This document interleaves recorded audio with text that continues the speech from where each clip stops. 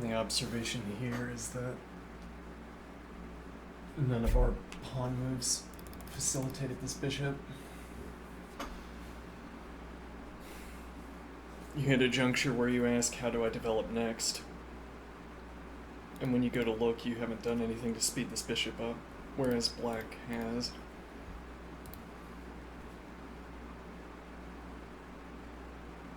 So otherwise,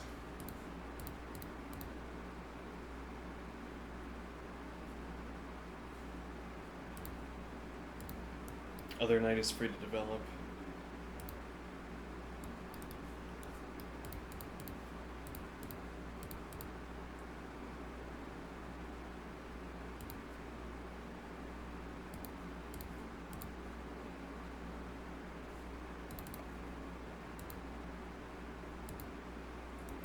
Yeah, but this is an escape route for the king.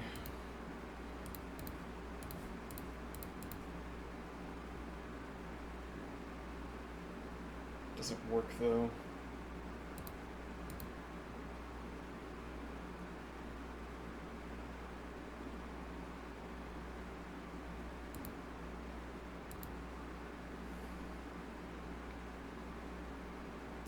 Not to say that this is the best option, better than repeating, but if it did repeat, then black has accepted a draw. But also, if it did repeat, you'd be forced to answer the same question. This is the only other routing.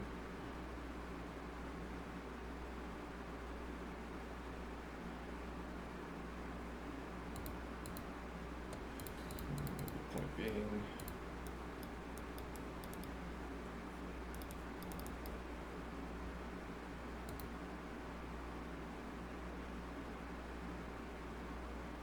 it's diagonal, very weak.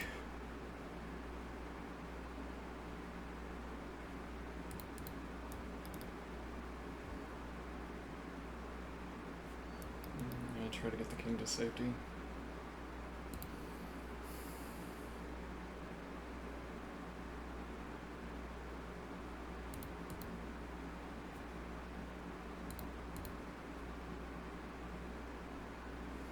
And well, I have to see the attack.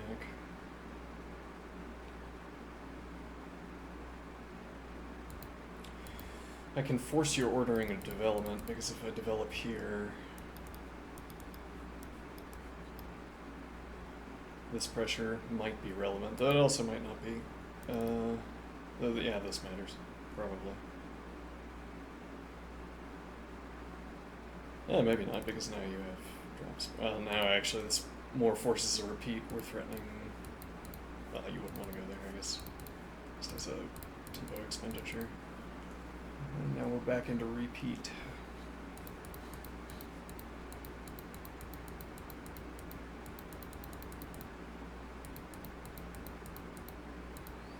Okay, but I'm incentivized to go for this because I don't currently have a good development option.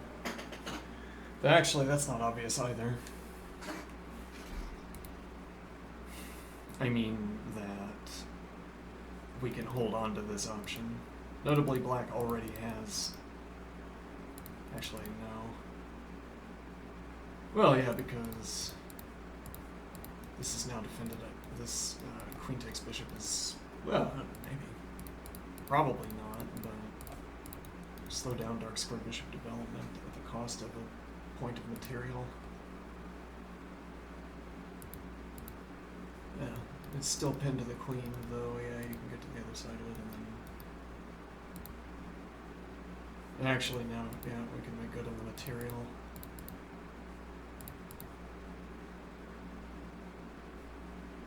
It's probably not good for black.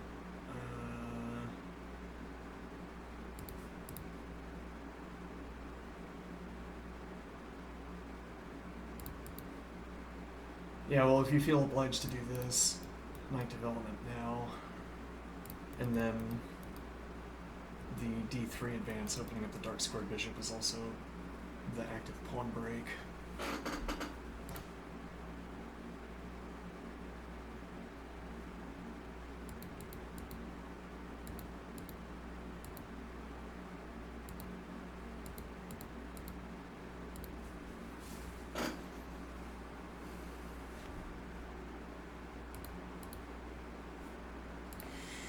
Playing this immediately, this observation, I mean, this move is still bad, and if you go for this advance instead, now knight covers d3, so this isn't available.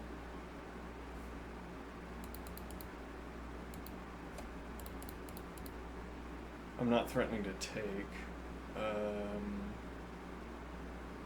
Maybe I'm threatening c3, though that would be more plausible after getting the bishop off of c1.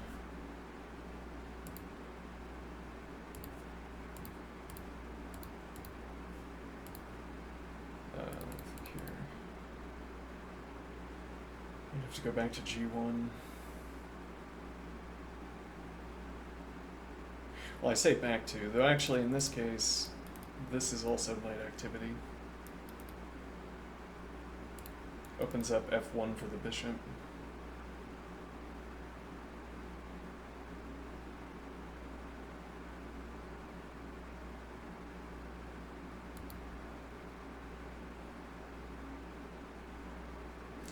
It is as though I would prefer to have a knight on f1 instead of g1, and then we have pressure against every possible pawn position, and we have coverage on every pawn position.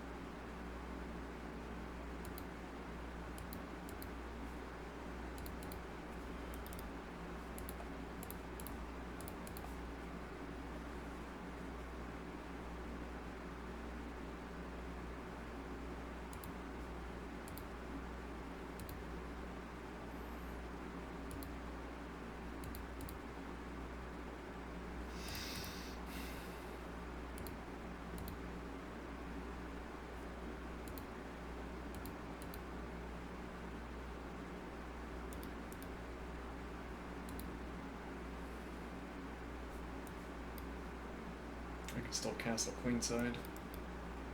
The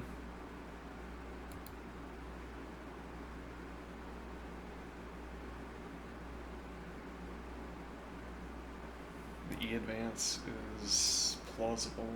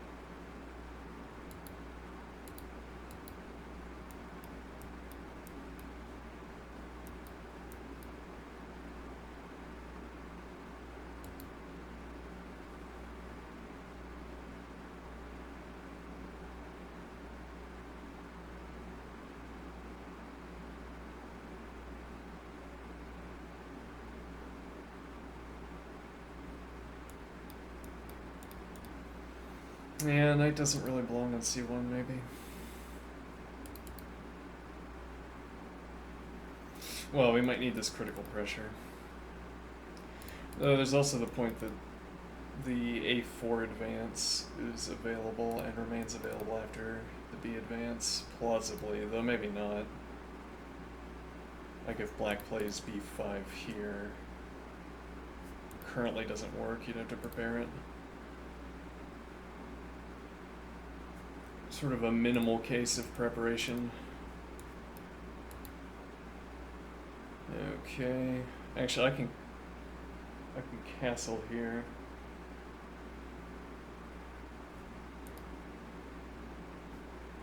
Yeah, light squared bishop and knight are a little bit suspicious. And actually, you can't do that anyway because we still have, you have to have the queen support. Hmm. And again, if you go, well, I mean, we can assert this is good for white. I think it probably is.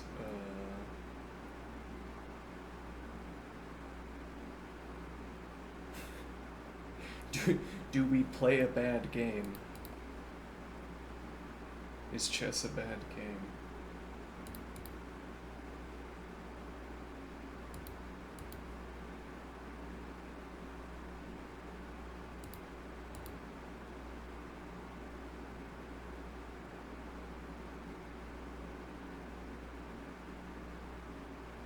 Uh-oh.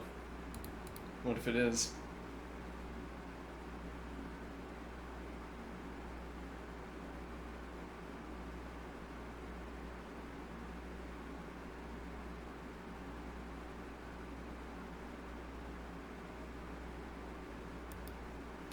We don't have support for this advance, but we claim tempo. You can't put pressure against it with a knight.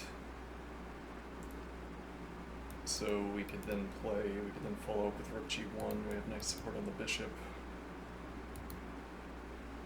And then after moving the knight, well, yeah, we block the diagonal, so the queen doesn't get to h4.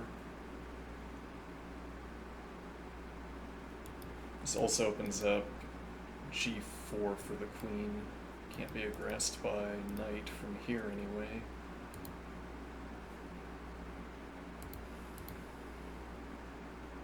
Yeah, the giving up the queen pressure on that diagonal is tactically relevant.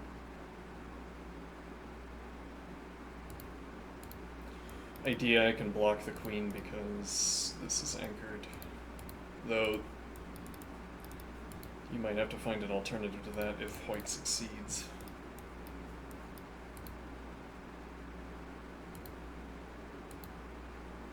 That seems plausible. It's a lot of pressure. If it's not a stable position, drop back to b6, and castling queenside has some merit.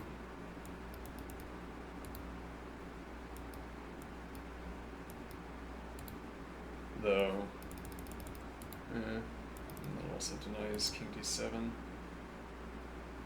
And actually, this, though, my willingness to play this with my pawn hanging is limited. Actually, yes, you'd have to play here, I guess, because this is a full rook. You can't move the knight to defend this.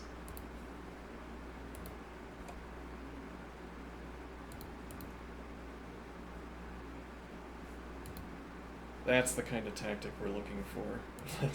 That's the kind of tactic we should bother to calculate. You can't go here. You thought that the knight had a routing, and it doesn't have this routing because you don't have the effective follow-up.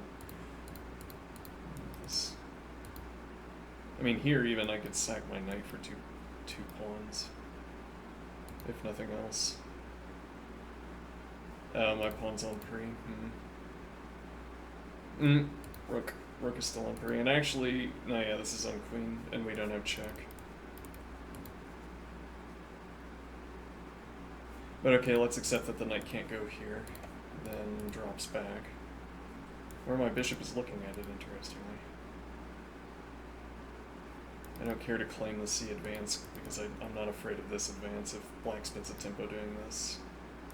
It'd be a piece recapture. Now, if you spend the tempo also to play b5, I have to recalculate, but if b4, no wait, hold on. If advance takes, so if c4, it would have to be a piece that recaptures. Whether it's light squared bishop or knight on b3 is playable. If you then played bishop takes, pawn takes,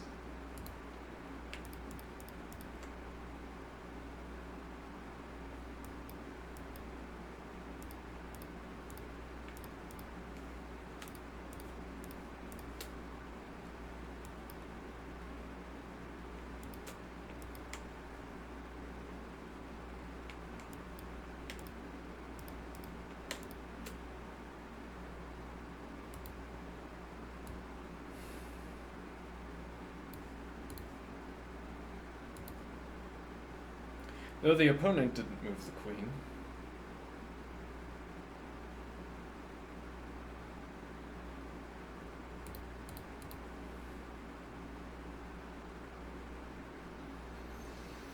And there's an observation here that black doesn't have the corresponding opportunity. You'd have to move the bishop again before you gained. So maybe you want to try this, but I might let it go.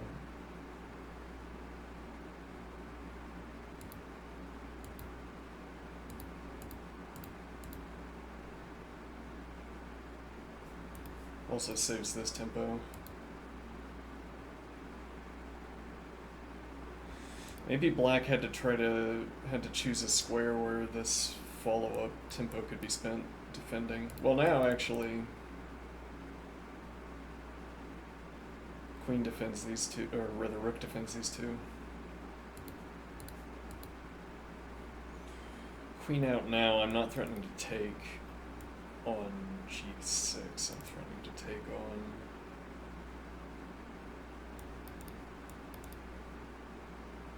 that doesn't work though. That drops my two defenders for the bishop.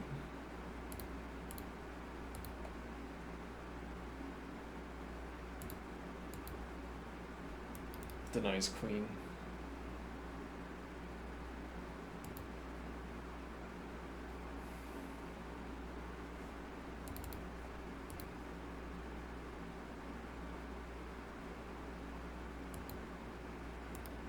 Have to have queen support.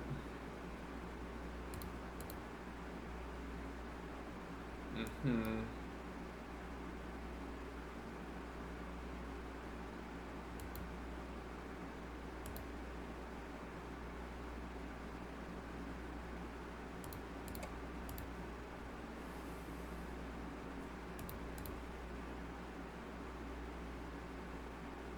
Oh, right, queen. No, doesn't work.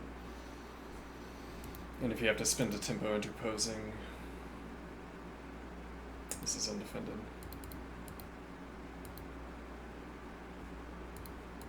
So you can't move the bishop.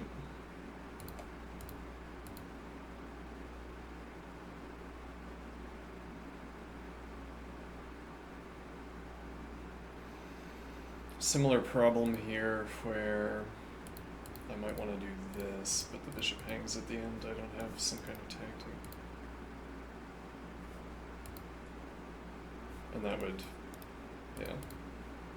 If you couldn't take here for some reason, this turns, well actually here also. We have the block, but unpersuasive.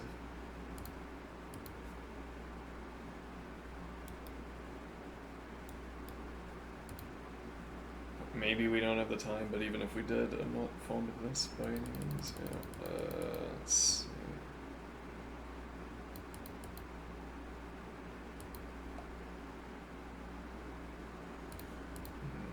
So the idea is to make it critical that we're pressuring.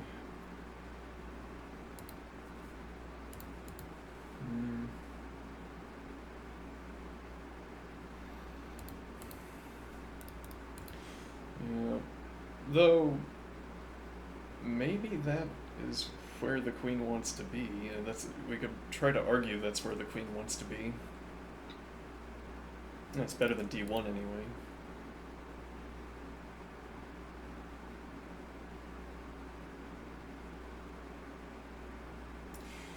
Actually, we're threatening bishop g4 plausibly.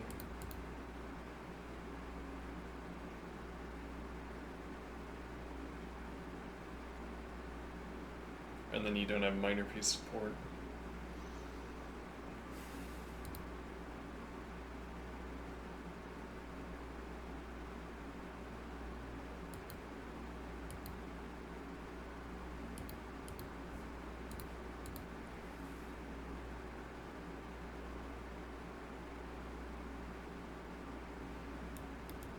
Yeah, this convenient sequence, but you have to drop the bishop back, which you don't want to do anyway. So it has to be knight. But we have the dark square diagonal blocked. This is covered, though that places some tactical restrictions on... Well, maybe that places some tactical restrictions on white, so that if you played... Actually, this is with queen support, so you get this check-in either way. But you haven't taken the knight yet. And okay, is that relevant? Let's see. Yes, this comes with check, which might matter. I can't get minor piece support for this square. I can open up d1 to c2 though. Yeah, if you block the diagonal, get out of the way. You to the rook.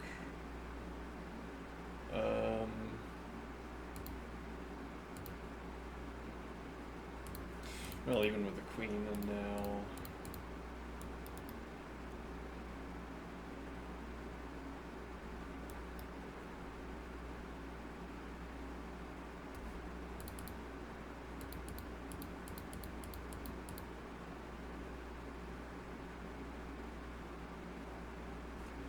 This is giving value later on in the game.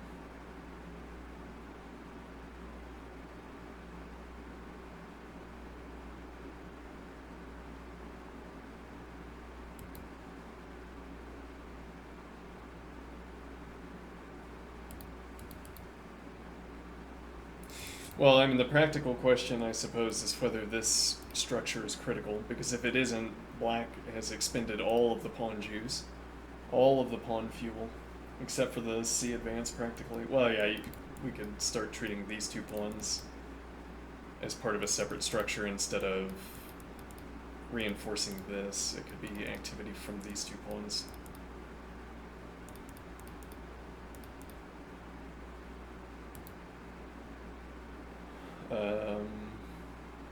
But this is all of the central pawn activity.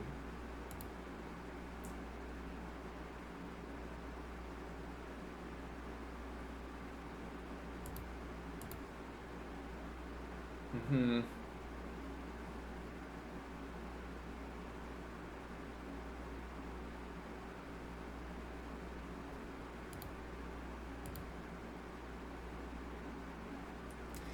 No, this is probably critical. So we'd have to play a3 if we wanted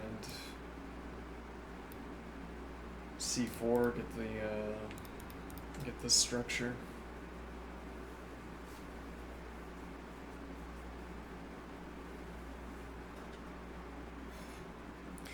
I think a question to ask here is whether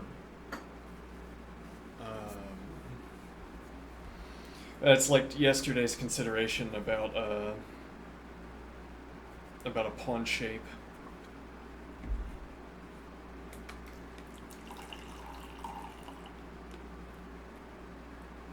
This pawn shape suggests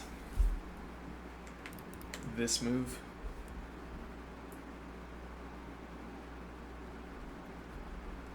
It suggests that move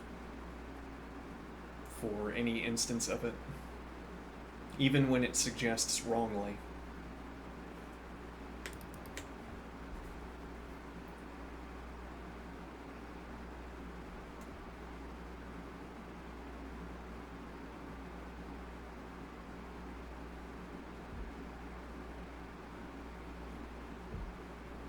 And what is my point here?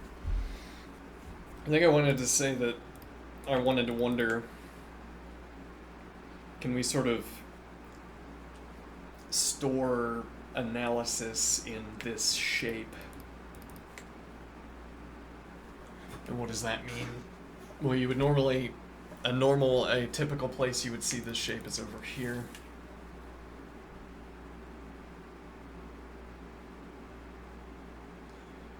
So when I say, can we store analysis in the shape, are there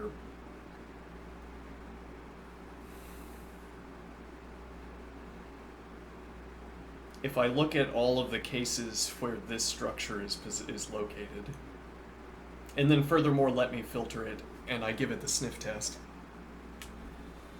Okay, by which I mean, You show me every case in an actual game where white has a pawn structure like this, or either side. Though then we'd have to answer the question of what it means to mirror this shape.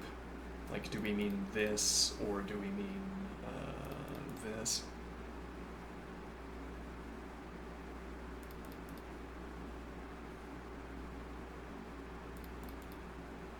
So when I'm saying storing analysis, I mean, we could also mean the reversed shape.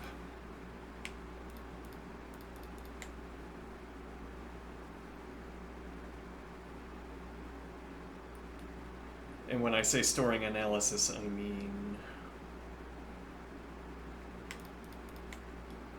what I want to be able to say when I see a structure like this is that it suggests this advance.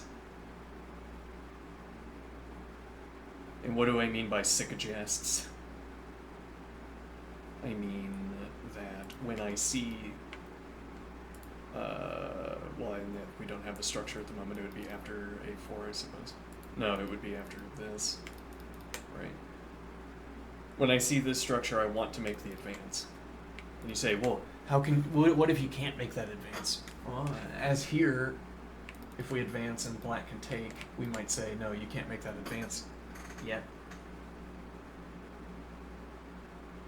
Okay. So that might not be the best move because making the advance loses material, for instance. So then I say I should redirect my pieces until the advance does not lose material.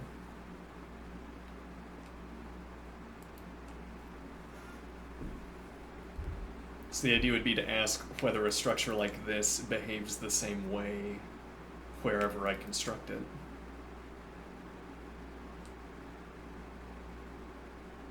And the point of asking that is, again, can I look at this shape and be assured that pursuing the central this advance is good?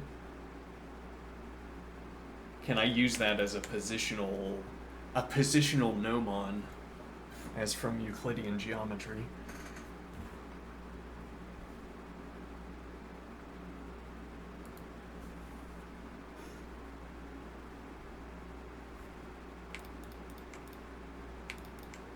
No counter advance. Threatening to advance past and maintain the break.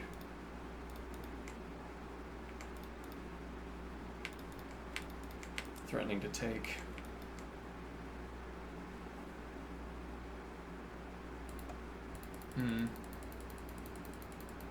A positional gnomon. So the observation we had about Euclid's gnomon, which is, let me think here. So Euclidean geometry, we need to have this shared conception of Euclidean geometry for this observation. Euclidean geometry is about how to maintain and operate a scaffold for generating shapes that meet specifications. The specifications we target are those that are useful for proving theorems. But we could use the same tools that are used in proof making to construct shapes that meet specifications, that provably meet specifications even. So I suppose. Okay, now the gnomon is a structure that you can construct, that you could begin with, for instance. It's constructible, so you could start by constructing it. The gnomon is a theorem database, as it were. It's an underground passage to various gnomons, or various gnomon-related theorems. So you have this shape that you construct, that you can generate according to rules, always first, and then plausibly second as well. And what that would mean is that if I placed a point, then I could still place a gnomon. Maybe. If I placed a line, I could build a gnomon on that line. Okay. What we're trying to address is the possibility. Well, yeah, and so the idea would be that if I started with a gnomon and my theorem or my construction requires a line segment, I can begin my construction on the side of a gnomon. Or if I started a construction and it contains a line segment, I can use that line segment to construct a gnomon. Okay. Now, when I have constructed the gnomon, I gain access to shortcuts, construction shortcuts. Or from the prover's perspective, I gain access to a theorem database. I know properties of the gnomon. I can extend those properties off of the scaffolding of the gnomon, off of the construction.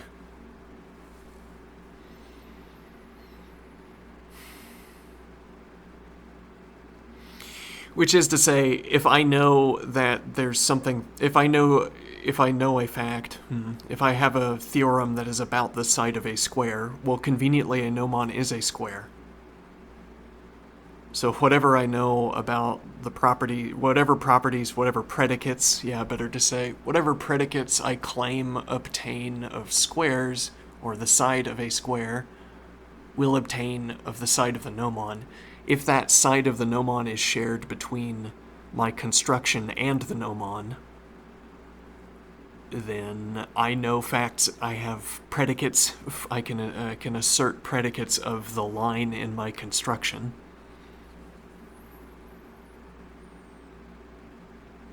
Now, in the easy case, those predicates reflect into the gnomon.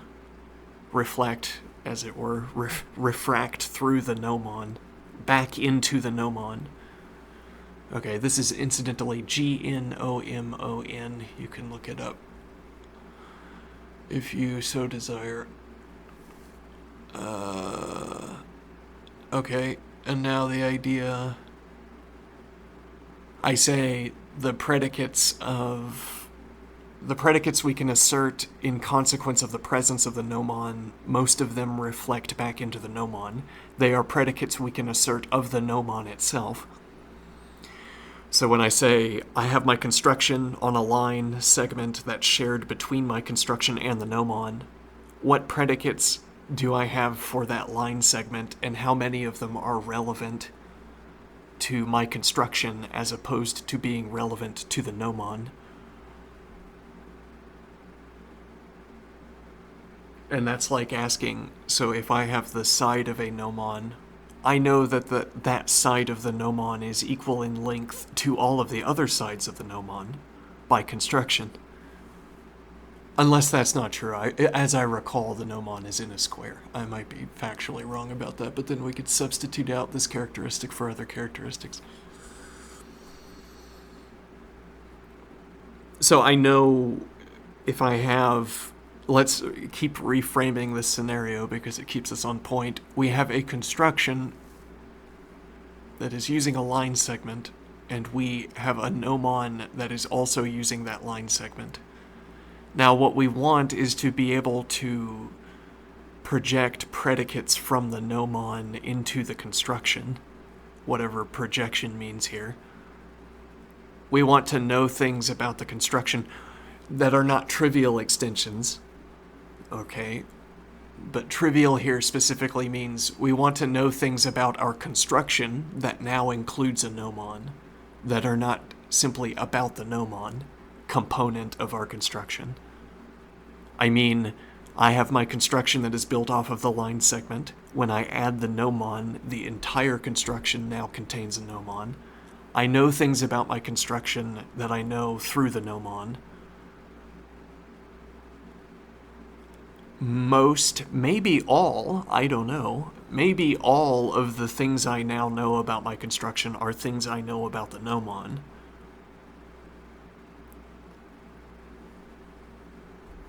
Or rather, better to say, the knowledge I gain, or the new predicates I gain the right to assert, I gain to assert about the subset of my construction that contains or is the gnomon. Though we could reflect this predicate out by, right, the idea being that, let's take our basic predicate here. We know that this segment that's on the side of the gnomon and also baked into our construction, this segment is of the same length as all of the other boundary segments of the gnomon.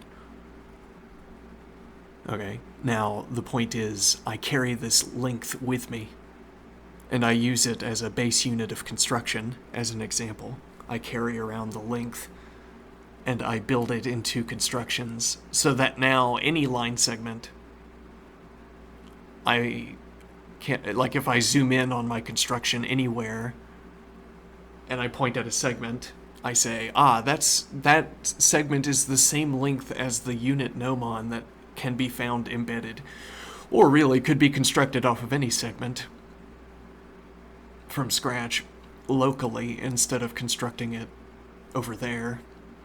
Or instead of relying on the base gnomon, I could construct the same gnomon using this segment that I have tessellated, or that I have made the unit.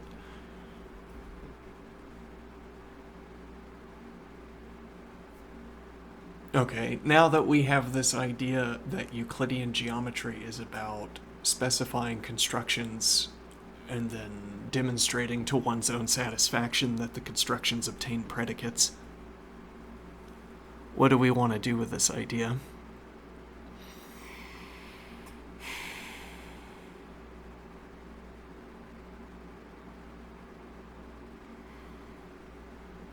The idea, I think our idea with regards to chess was about the gnomon itself. The idea that, again, I can import predicates. Yes, well, we've taken the unhopeful case, as it were. The hopeful case is that there's, the hopeful case is that there's more than trivial, more than gnomon reflective predicates that we can obtain about our construction after we construct the gnomon.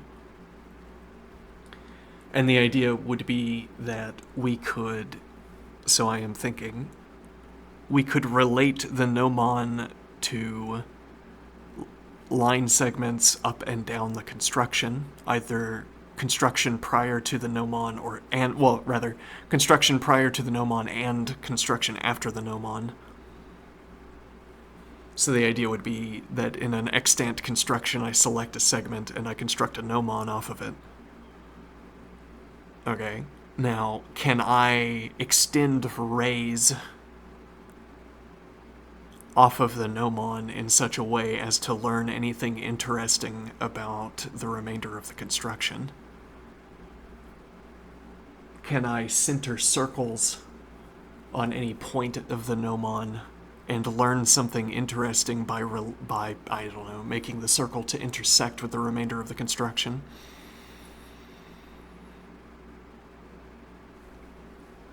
And what would the point be if so? The idea of a gnomon as a database for predicates.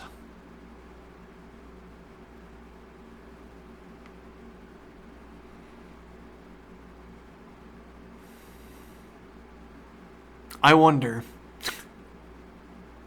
I say, without realizing it, these two construction steps I just performed were the first two construction steps in a gnomon.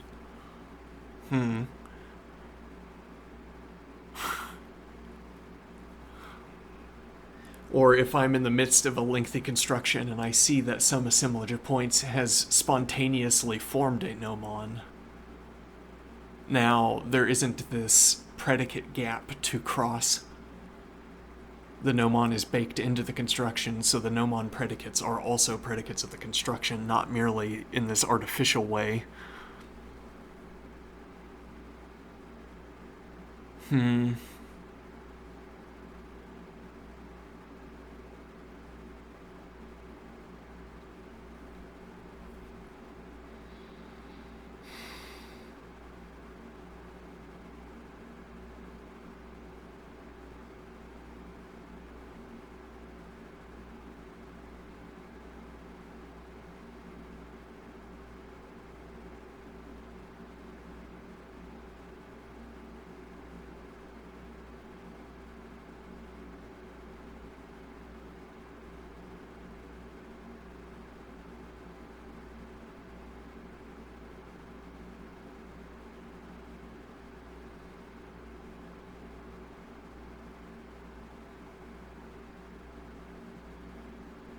And the relation to the analysis we've been performing up to this point is to ask whether we could treat pawn structures like gnomons to shortcut analysis.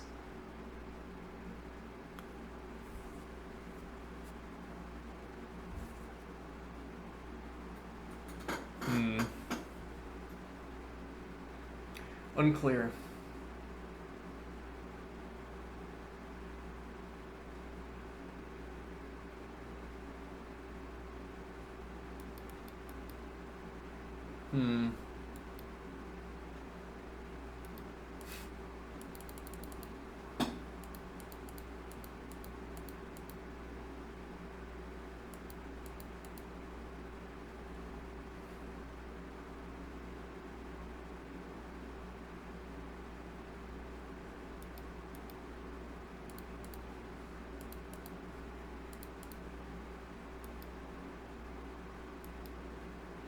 Mm-hmm.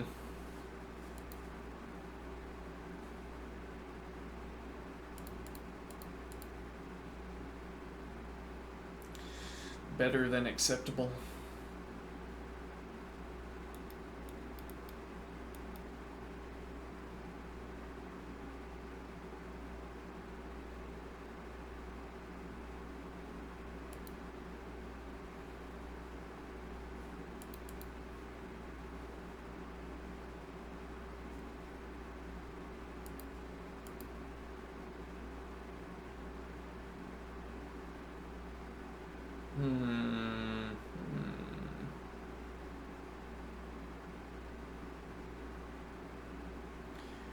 Less desirable. Yeah, we don't have this control.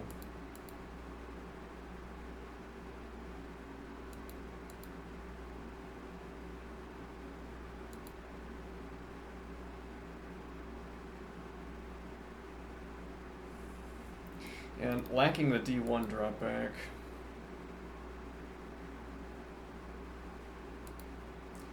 And the way to claim it would be to play Queen E2 early.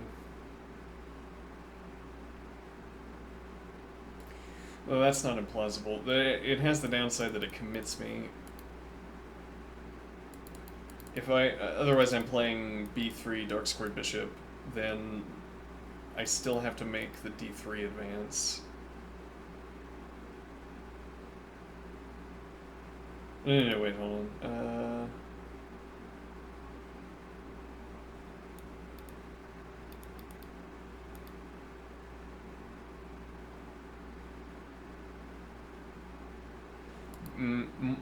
Rather, we would have to commit.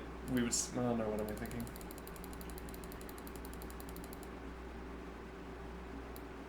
Okay, so if black let's give the full complement. Okay, now if I follow through because I'm stalling effectively.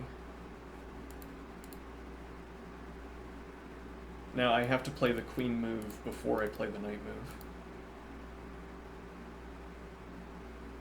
Or I'm committed to E2.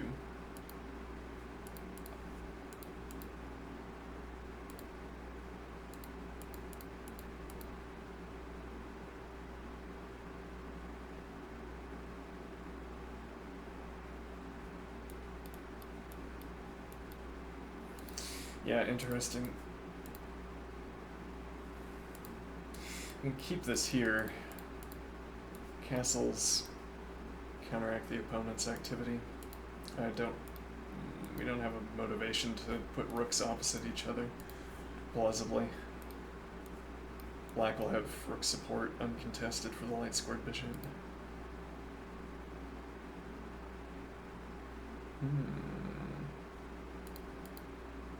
Again, we don't have to commit to this because we're also negating the advance.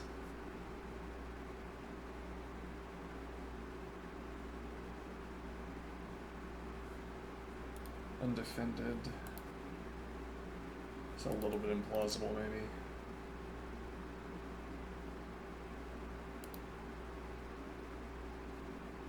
Though your options are also a little bit limited. You're not under pressure by the bishop, which is nice.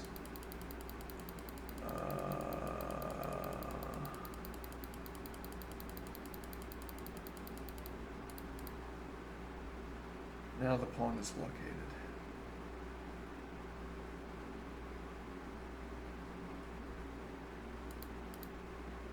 Uh-oh.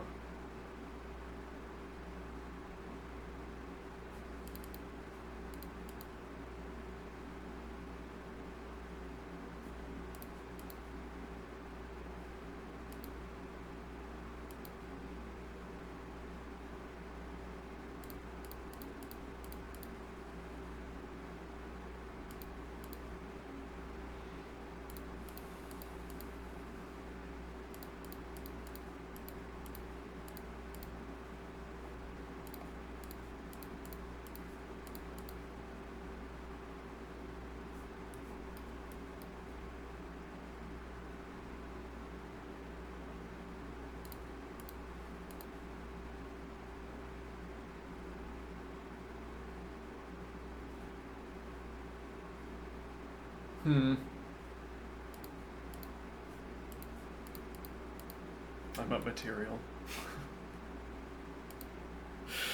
Notably.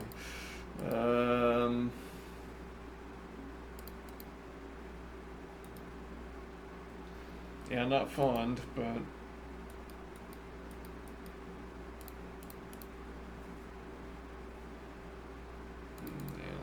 we have to advance.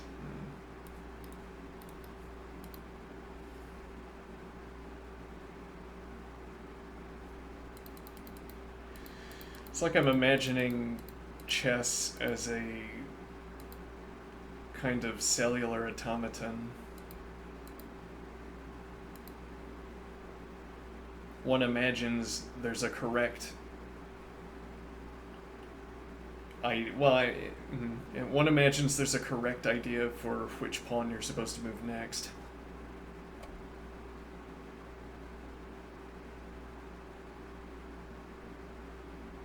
Like there's a correct way for every board state to play out. And then at the end of that board state you reevaluate.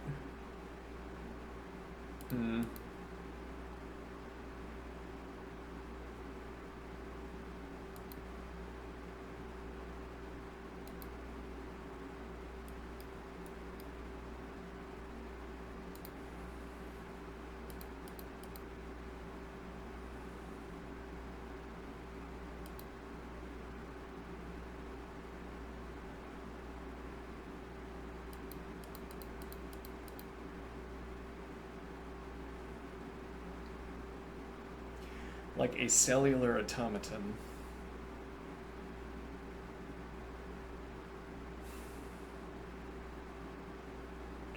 Well, and the idea would be that there's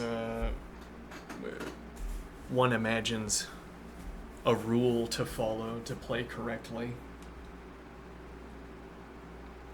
The correct mode of analysis.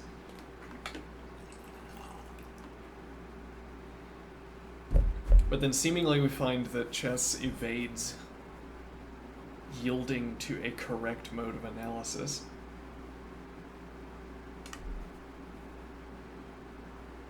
I mean, if we had identified a correct mode of analysis for chess, then that's how everyone would analyze chess. But there isn't one universally accepted correct way to analyze a chess position to tell you what to prioritize. More to the point, it's not obvious that there's more to chess than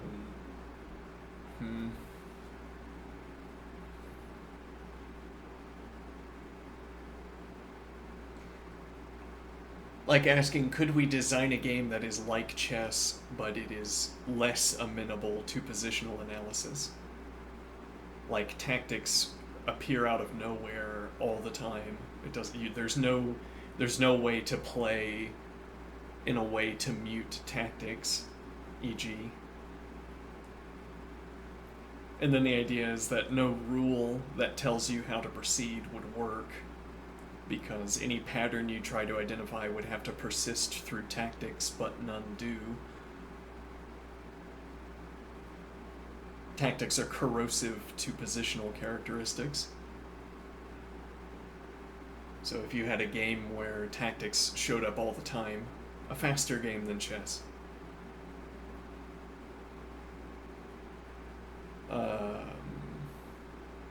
you would try to give a rule that guides move selection, but you'd consistently find that the rule is frustrated, that following the rule is frustrated by tactics interceding. And what is the point here?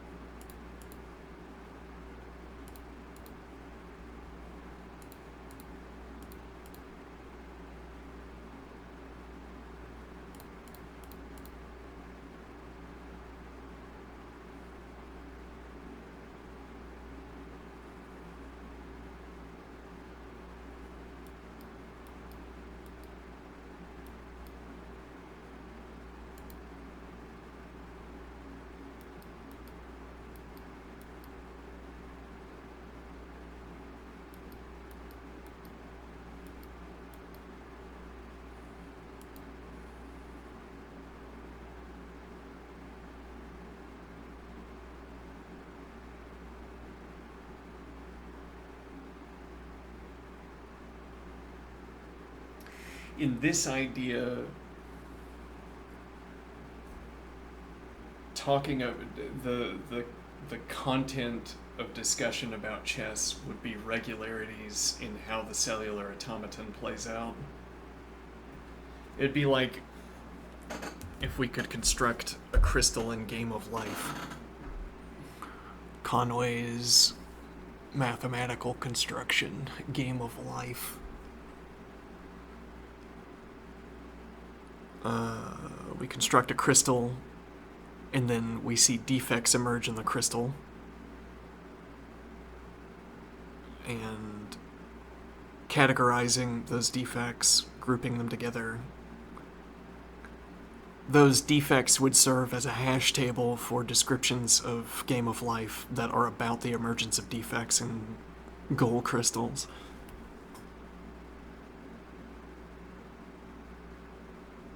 Similarly, observations about chess would be, you'd point it, I don't know, what are we pointing at here? So something I want to point at. I always find it interesting to think about bishops as if they are pawns.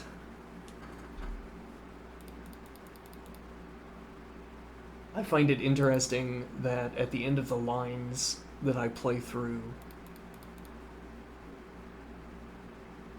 the bishops, together with the pawns, resemble a pawn structure. And this would not be a defect in a crystal like we were talking about before. The reason I use that analogy is because you can talk about the growth of a crystal using a limited rule set a tiling rule set.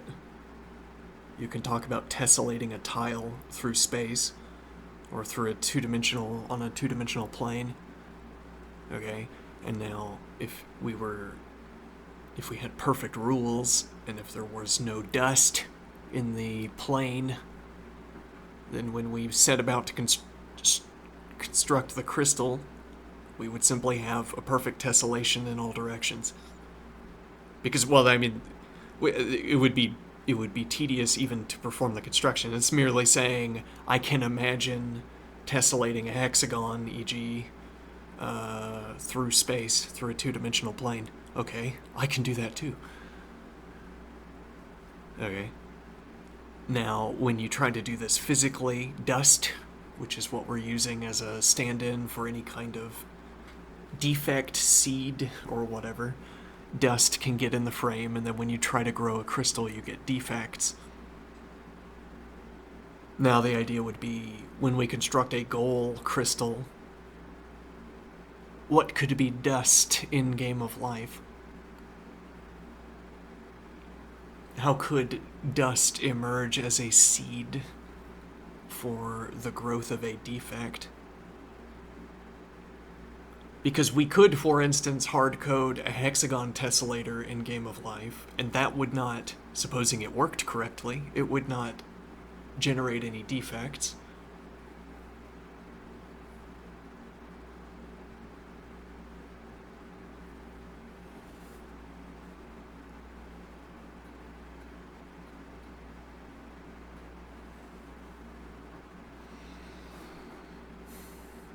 Here we're talking about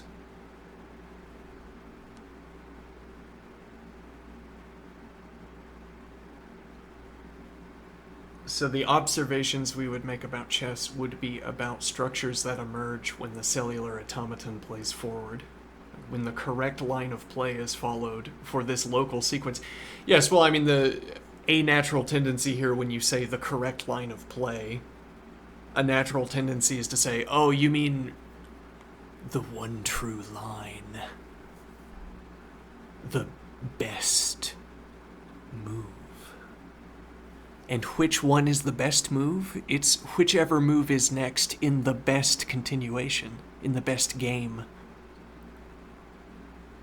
As if I had a database of all the games, and then I could say the best game from this position, and I would get exactly one game back, and it would have some particular finite move sequence. And then the best move would be the next move in that finite move sequence. Okay, but we're not talking about that. We're saying if we had a rule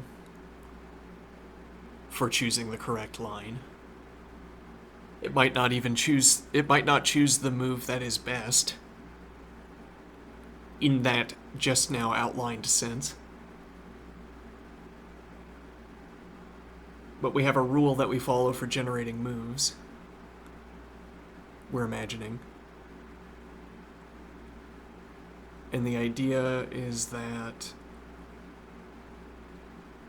well, and this rule governs both sides. Or maybe not. I mean, the point is that I find after executing my rule that there are structures that emerge over and over again. And that their behaviors are the same or similar. So this would be a regularity. There's a pawn for the king. The structure is otherwise removed, advanced already, but the king still has a pawn. Okay, and there's an advanced pawn structure. This is kind of a... well, and this is plausibly the pawn structure we would want here in an ideal case where we can occupy g5 with a piece. The king is in a position to advance behind the structure. Whether that's currently desirable, maybe not, but this heading into an endgame, this is easy king development to the new king structure.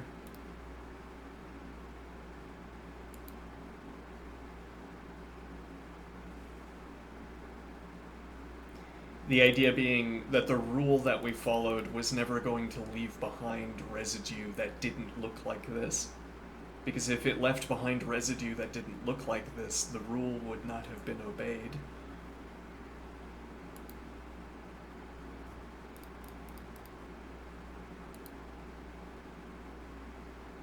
Hmm.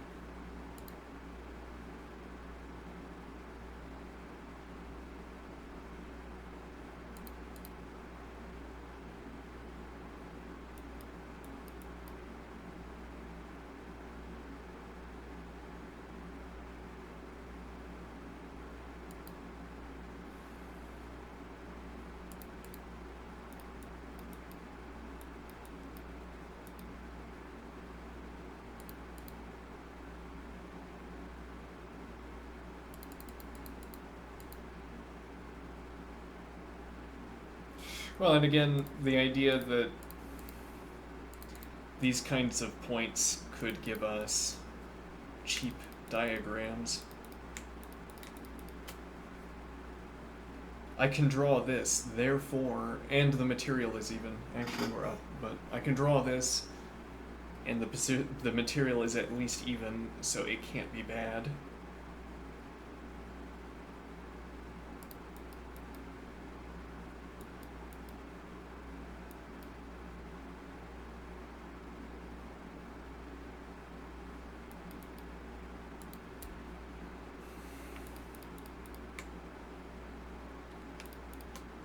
Well, and this putatively replaces...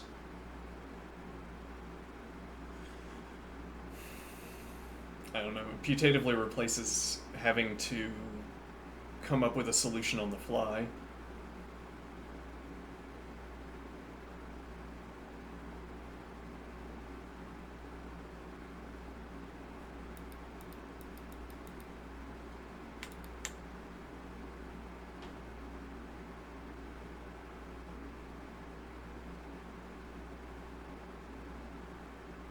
Well, and you could use this kind of, if there were a mode of analysis like this, if chess did work like this, you could use this defensively as well, as in, oh, the opponent is threatening to construct the gnomon.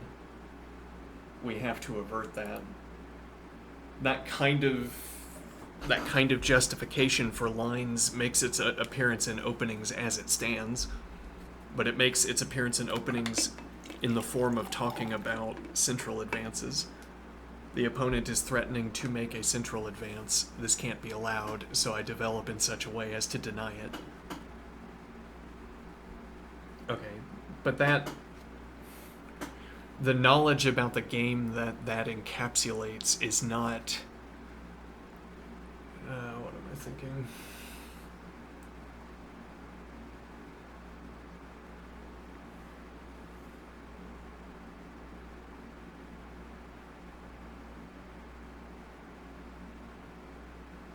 Well, that is the kind of positional analysis, though. I mean, we're relying on geometry, but the idea that you could instead talk about an event or talk about an individual talk about a characteristic of the position. Like, again, we're using geometry here. We're saying, oh, our knight could go to b2. Well, I mean, we're specifically saying, literally, we're saying we have this structure and it's good.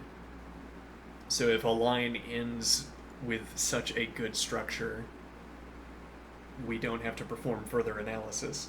Similarly, if I make a move in a more standard opening and the opponent can make a central advance, we discard that line because it's well known that in this opening, if you allow this advance, you're at a disadvantage, or you have to claim something in advance. Like you have to claim some advantage if you're going to allow the opponent to advance in the center in most other openings. Maybe the claim to make here is that chess is a sort of brittle game in the standard openings. And what I mean by brittle,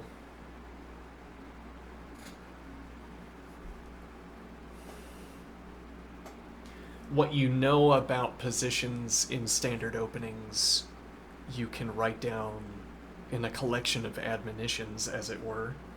Like, you can't allow the central advance. And the idea is that these admonitions need not be... These admonitions need not be sort of informative about the position. It could be, you say, I don't see how it's bad to allow the opponent to advance in the center. I think it would work out fine. And then the response is, it doesn't. We've looked. We've checked. It doesn't work out fine if you allow that advance. It doesn't matter what it looks like here. If you allow the central advance, you're at a disadvantage. We know because we checked. As opposed to, we know because we can make many salient observations about the position that tell us that this advance is bad for us.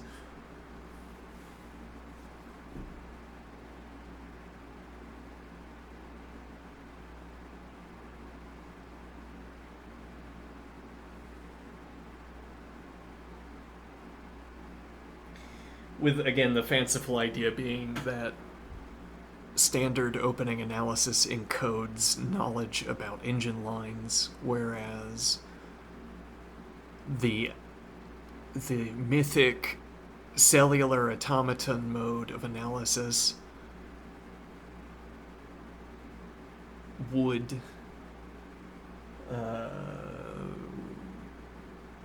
give positional advice that allows you to think about the position. I mean, so I am thinking. I'm not exposed enough to opening preparation as it is performed by professionals, in fact. But I imagine it to be like this, where... let me think here. You look at an opening line, and you say... so you receive the admonition. Okay, you say, you're told you can't allow the opponent to advance c5. In this opening, if black can get in c5 safely, then black has equalized or has the advantage. Alright, now you don't need to ask, you don't have to anyway, need to. Practically, you do not need to ask why the opponent getting in c5 is so bad. Practically, you can get by with asking, how do we avert c5 being played? Though then, that knowledge is, I want to say, brittle, because if you fail to prevent c5, you now don't understand why it was bad to allow it. You didn't have to ask that question so long as you could get by preventing it from happening.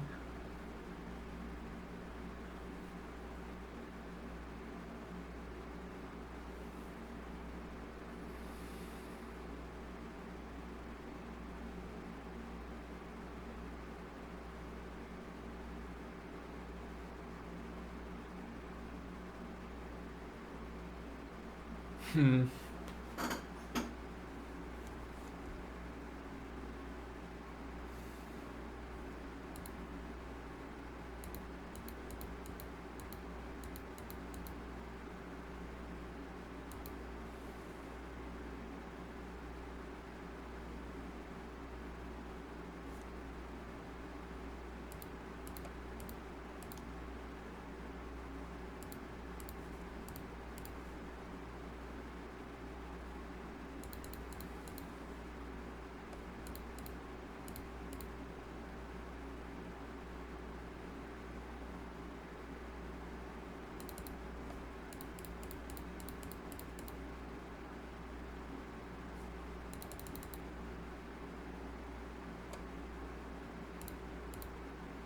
Now that you've spent a tempo on the light scored bishop.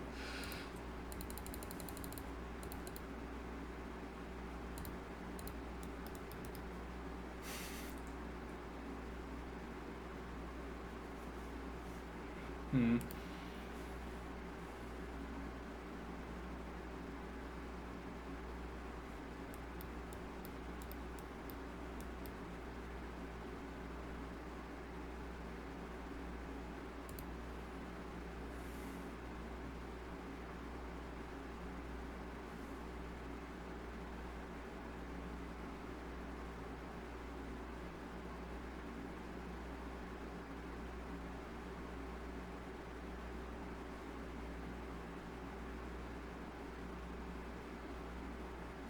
It's not really the piece support we need, but yeah, we can get knight to b2 instead.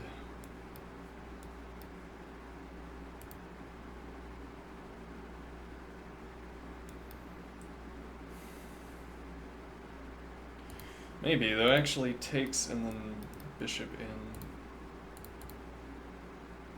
Like we have to take with the... Well, this might not matter here. Though it also might because rook queen are getting exposed to each other.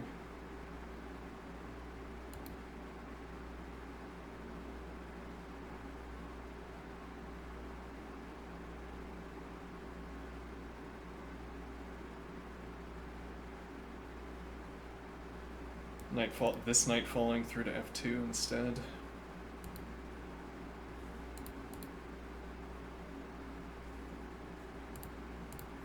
Funny idea.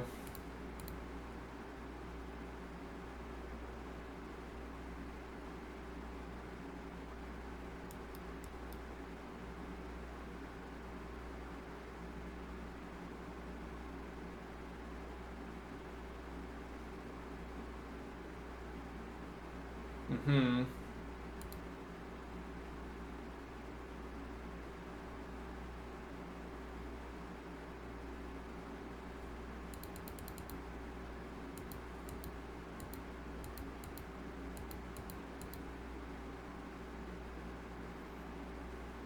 Well, and that is a point here. We would like to delay until the light squared bishop has already moved.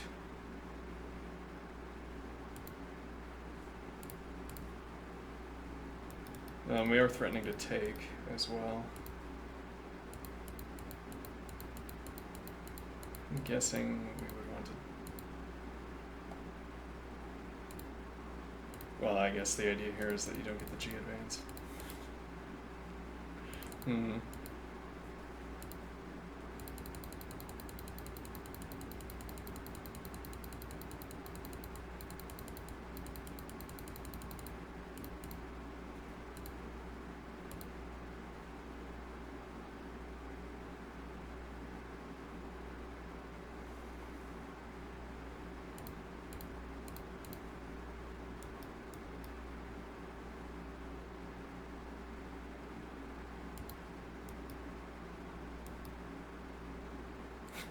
Repair my pawn structure and promptly continue.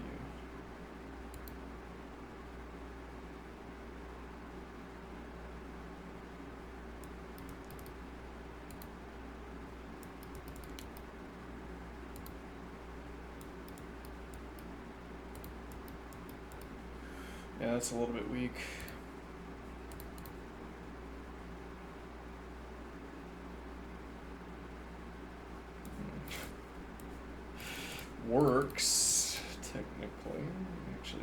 Stick with the queen.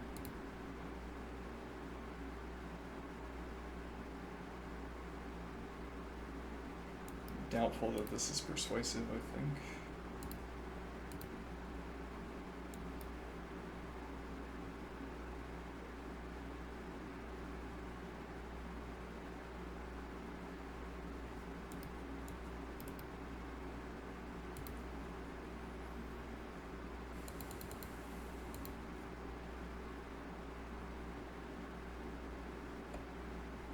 Repairs pawn structure. Ah, interesting.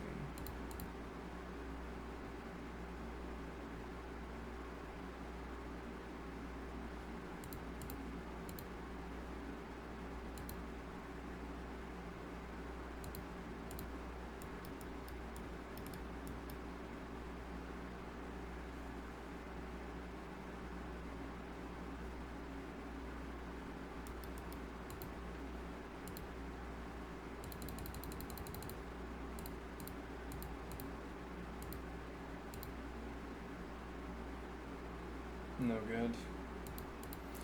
Well, actually, yeah.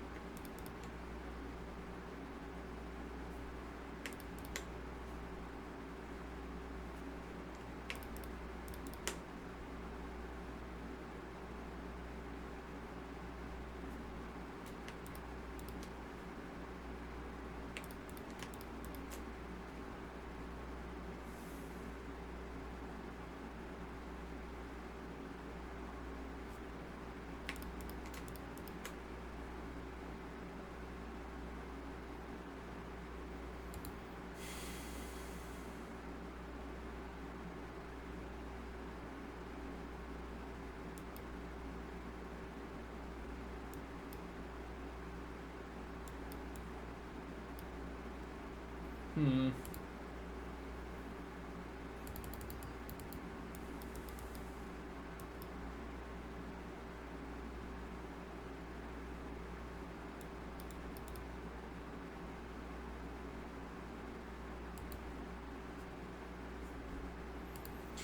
Okay, I'll be right back.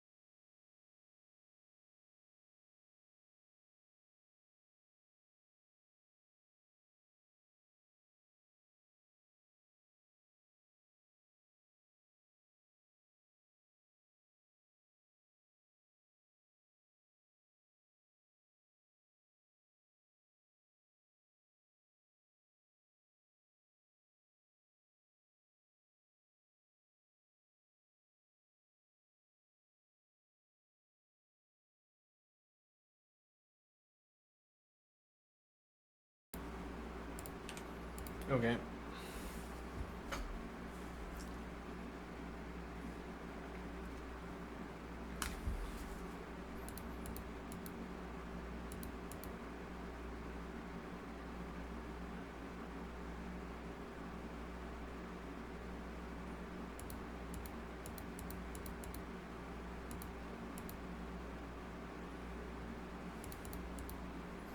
Perhaps the G advance was excessive. Though if you're not going to make the G advance, my knight gets to sit on h3, unless you can advance the f pawn. Though, if you could advance the f pawn, chess would be a bad game, and we wouldn't play it.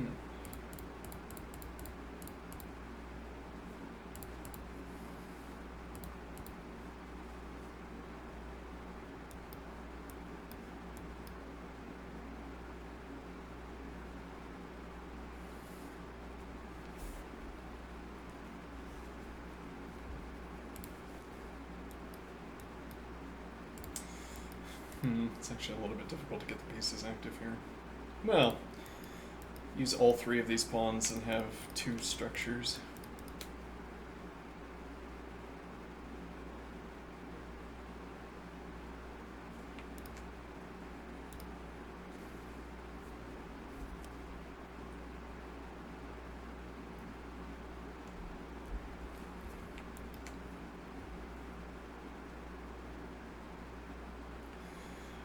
Yeah, though this kind of support for our yellow structure, it allows the staging ground for pressure to be further forward, maybe. Whereas if this pawn were advanced, the staging ground would have to be further back if you wanted to win this first. Or trade, initiate a pawn trade. And now the question is it faster or slower to reorganize the pieces that were pressuring this pawn into pressure against this structure? It's the same practical question if we have this. After your pieces support this advance to g3, are they well positioned to pressure the next pawn structure? Well, really, is it faster or slower to pressure the next pawn structure?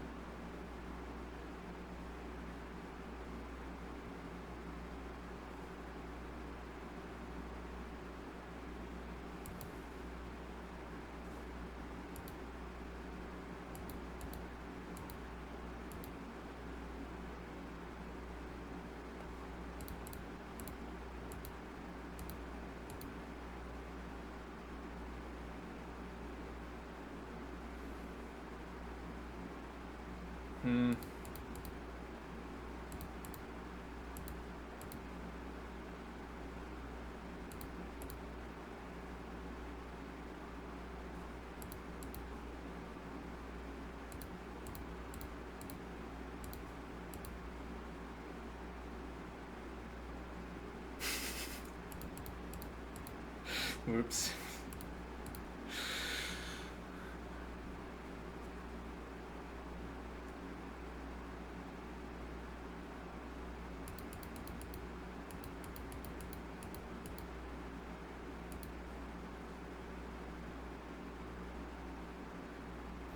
Well, and further back, we're wondering, does this reveal that Queen f3 doesn't...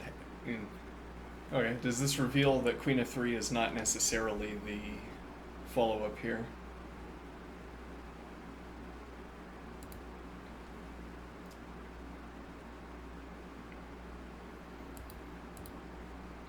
I might still want to do this. Though actually, no, this directly fails. Well, no, hold on. There's a whole shallow branch of theory about whether this works. I'm guessing this is a bad line, a bad form of this, and actually now Fianchetto knight out with the pawn advanced.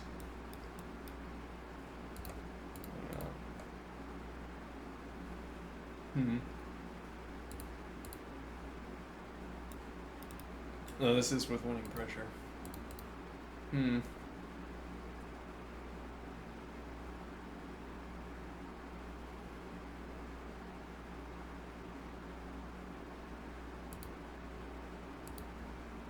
I can play this first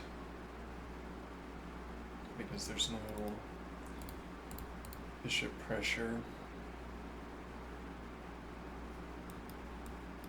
And even bishop here with d6 followed by d5 as a fallback case to going for the full advance. And it still looks like it could be fast compared to what white is doing. So we regain e2 for the knight.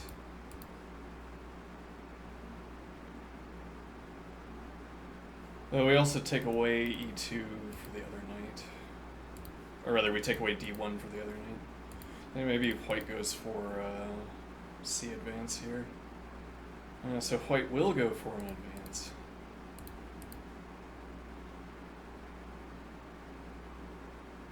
That doesn't quite work, but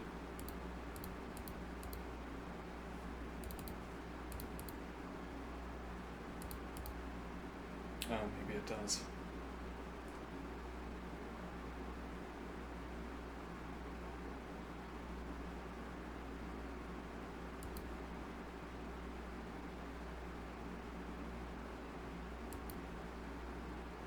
I guess for here, supports the advance, but it's too slow. This being playable, and then EG.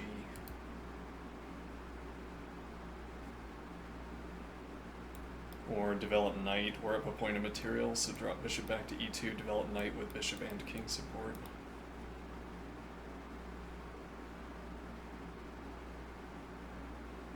It's also the first tempo in supporting e5, though this isn't a stable square for the knight.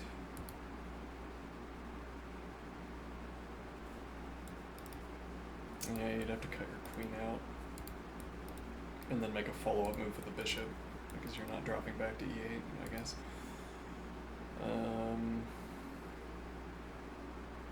Like, dropping back to e8 is delaying making a decision about the bishop, whereas if you have to go out on this diagonal to get back out of the way of the queen, you're committing to some advanced position with the bishop, where it's more likely that white will end up claiming a tempo.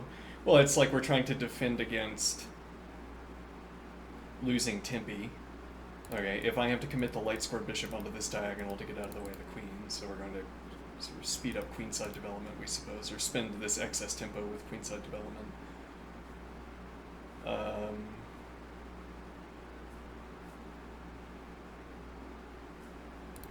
follow through with the idea, I suppose. This is a nice square for the knight if we can secure c5, though that seems unlikely. Okay, and now I guess you are obliged to take. And now if you had to commit. Yeah, though that doesn't illustrate the example. What I wanted was here, as if this were forced. Though actually it's the other way around. Something like this is forced if you want to move the bishop again, because white is claiming tempo down the diagonal. And for that matter, white actually doesn't have a good answer for this, because bishop takes. Yeah. There'd have to be some kind of check or something, but... Well, yeah, we don't have interposition either.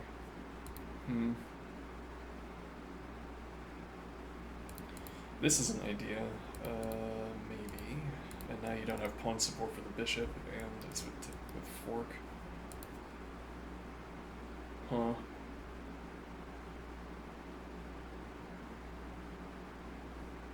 Still have drop back to g2 followed by f3.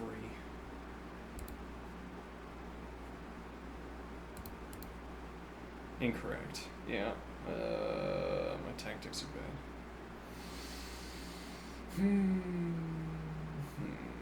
Okay, let's go back. I didn't like this anyway. Okay.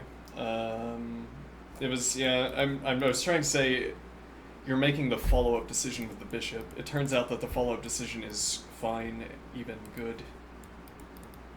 But if it weren't, you'd be reordering your second move of the bishop to get out of the way of the queen. But you'd thereby be choosing a second move for the bishop when you don't have a good second move choice for the bishop.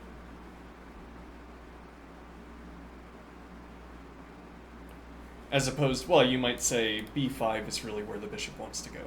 It has a sense to it. This diagonal is weakened.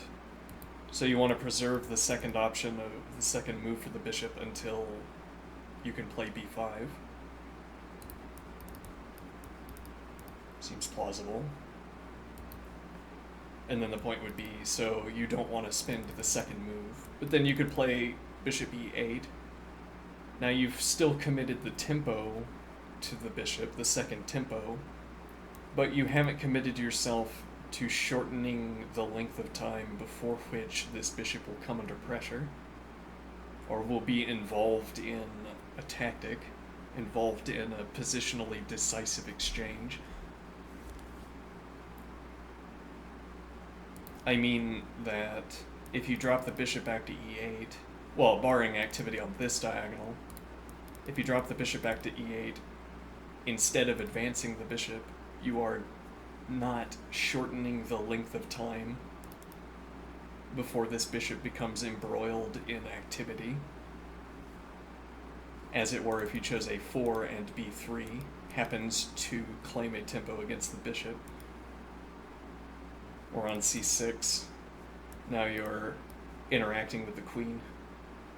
Though then favorably so, because this isn't really playable for white, maybe. Or we'd have to commit the tempo.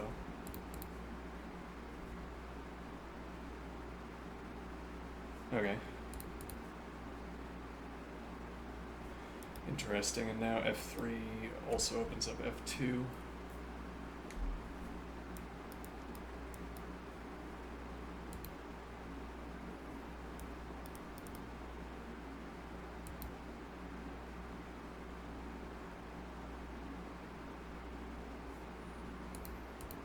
Actually, from e8, your bishop might be more likely to challenge my light squared bishop on f7 than on e6.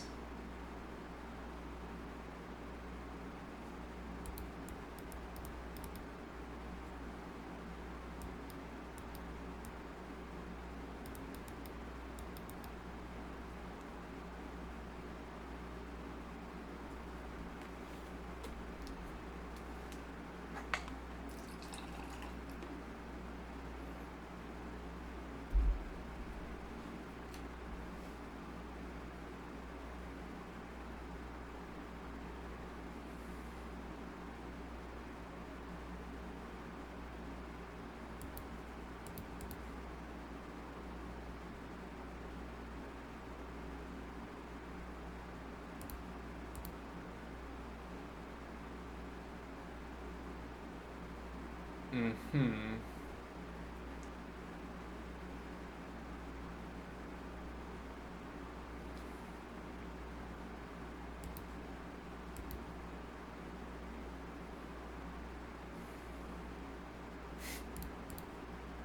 Now you don't have a C advance.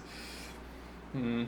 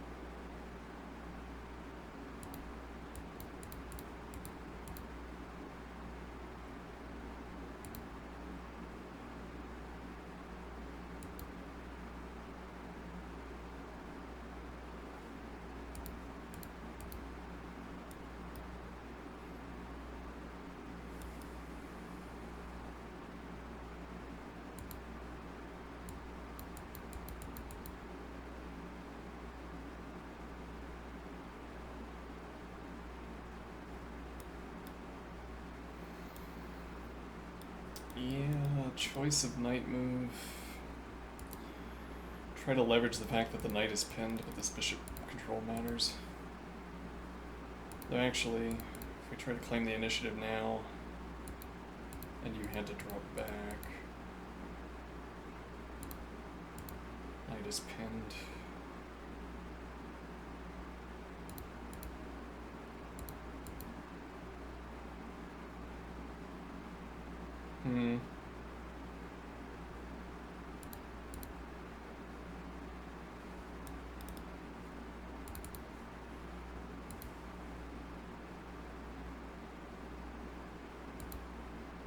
Yeah, bishop currently defends knight. The knight is no longer pinned, yeah.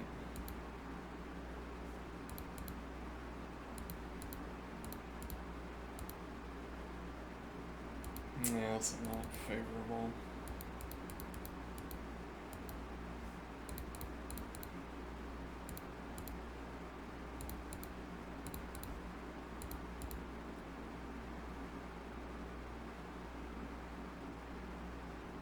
This is with check, but knight recaptures, defends the queen.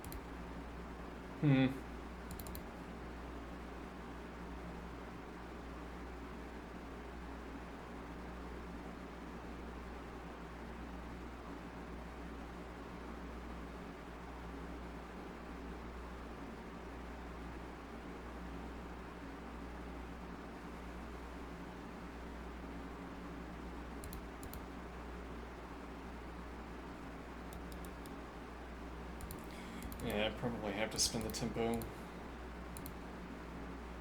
with the rook.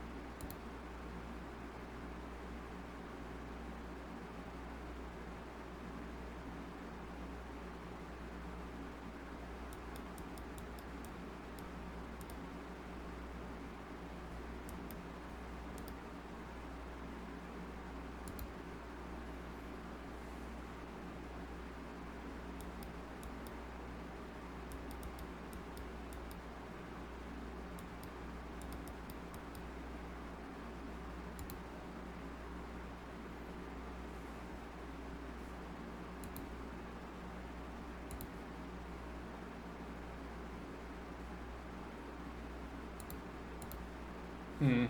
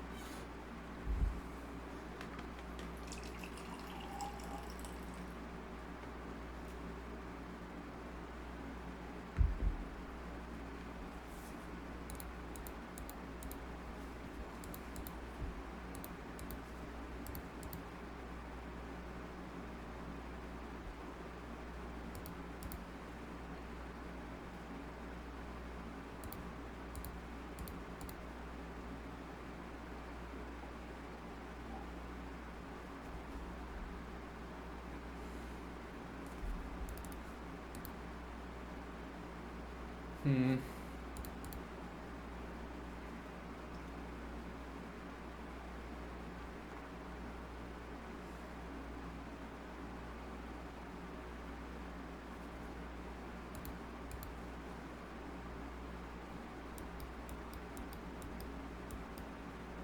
Hmm.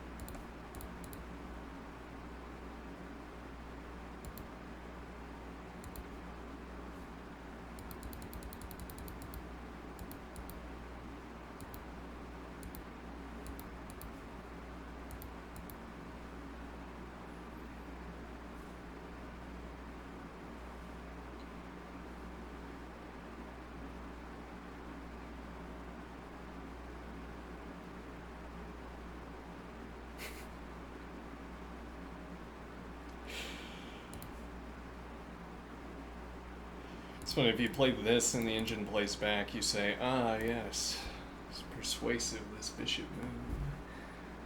You have to get off the diagonal, you can't commit in yet. And if you played bishop g7 and then the opponent played king e1, you'd think, oh no.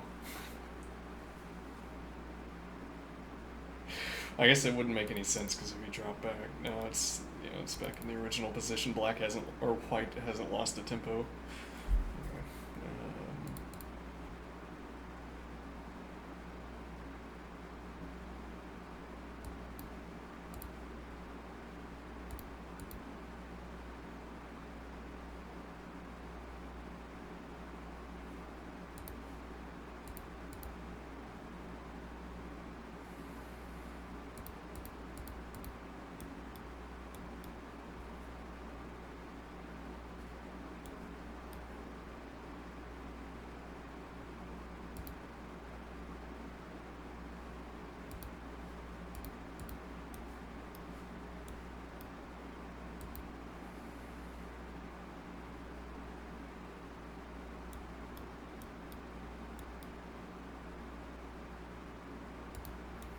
King support for b2.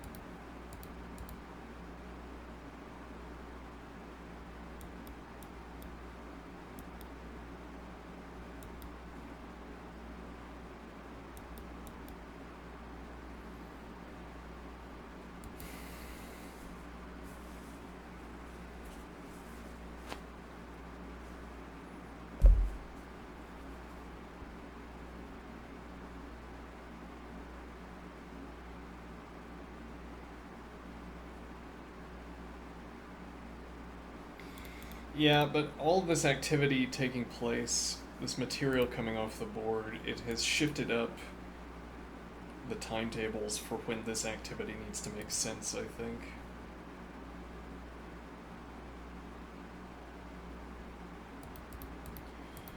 Like, I want to be playing this here, and now claiming some kind of advantage off of spending these tempi early on.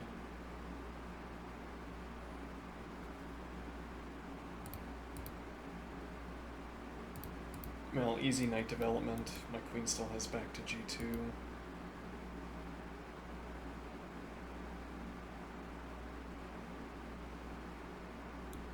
Bishop I's on this diagonal, it's distant from knight.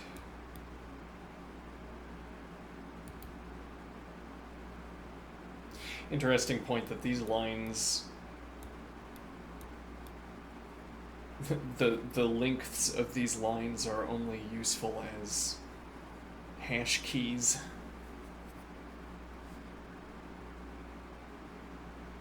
And in fact, it's too tempting to get here. Mirrored, it's too tempting to get here. And then this distance is more than 2 tempi, whatever it is, I don't recall off the top of my head.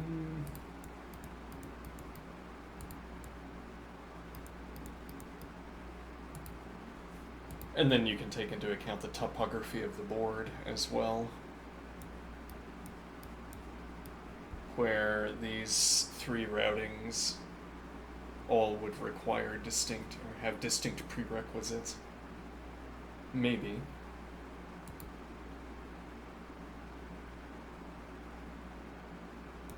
So the observation here is that these ray lengths are hash table keys. If you give me this arrow, well, it's the same for, I mean, yeah, both of these arrows are mirrored, so a certain rule set applies for how we could rotate and translate this line, these 2 lines. We could make observations on an infinite board, for instance, where we can clip off any concerns about edge of board when I want to talk about route. Oh, that's interesting. Are there any positions a knight can get to? Let me think here. A position on a board where it's faster to get there by jumping off board and then back on. Let me think. Something like this idea. So what led into this this question, we have these 2 positions.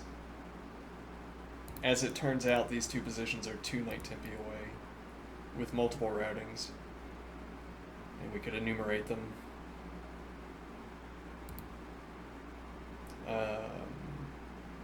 And that's mirrored. I wanted to say, when I say that there's a mirroring, this tells us something about what translation and rotation rules are. Which is to say, well, let's rotate these arrows. How do we do it? Is this a rotation of the arrow? No. Because we're specifying positions that have the same rotational symmetry. No. Those positions keep suggesting themselves because they fall on a sort of superimposed grid. I think of this as being the light squares, and there are additional light squares lying around. They just aren't relevant for this data structure, as it were.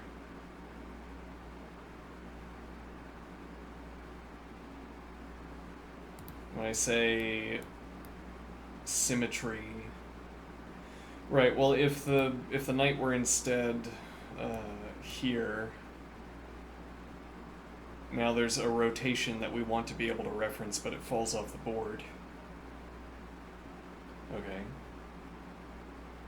And my observation is that this is a caveat I have to impose on my description. If I'm constructing, if I am explicitly constructing what I mean by this rotation.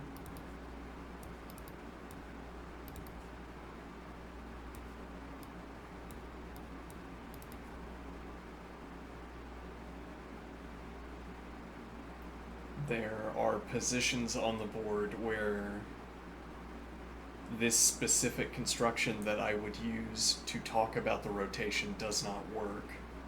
If we're sticking to light squares, for instance, who knows, maybe we would only construct this on light squares. Okay, so I begin to construct the rotation to talk about it, and then I find that I cannot continue to construct what I was trying to talk about. I say, then that was not a good place to start the representation of this rotational symmetry.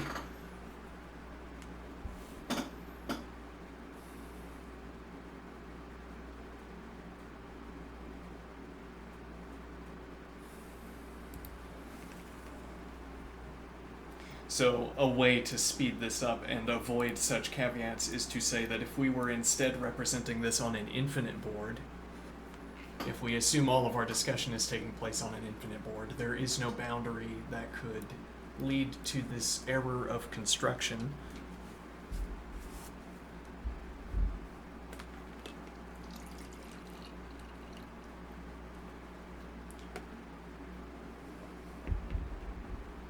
And now one idea, when we're on the infinite board, we could construct all of the rotational symmetries we want to represent and then ask how many of them are clipped off by an edge of a board that we can place.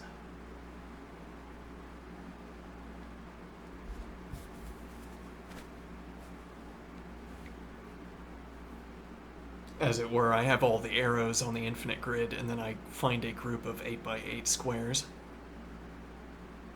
And then arrows fit inside of it, aren't clipped by it, but other arrow collections are clipped by it. And those would be cases where if I wanted to talk about that construction, I would have to interrupt myself and say, this rotational symmetry doesn't work given where we have placed the 8x8 grid over the infinite grid.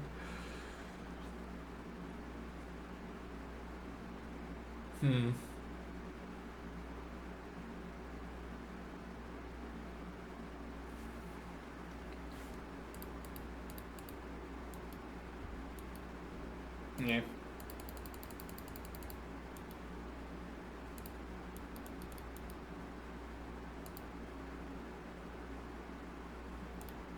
Difficult to cover this square again, maybe.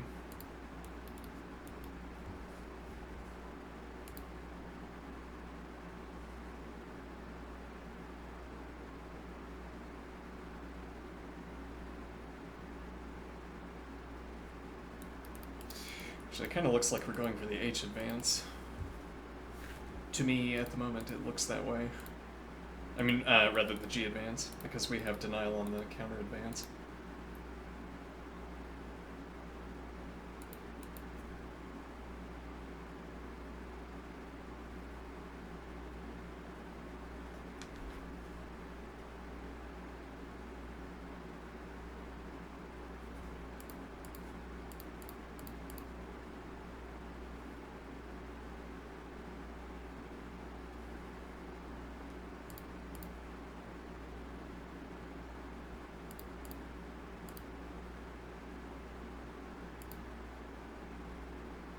Incorrect.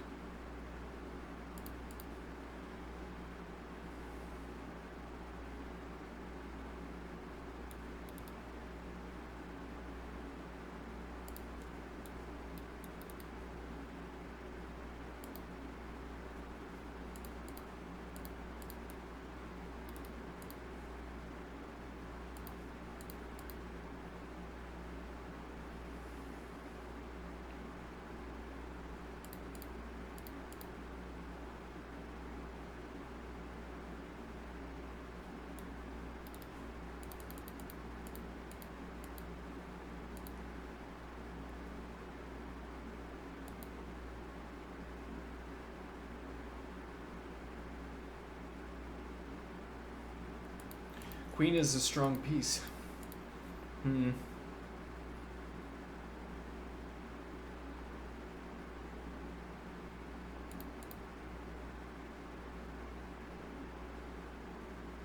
Yeah, though actually at this point, why would we have...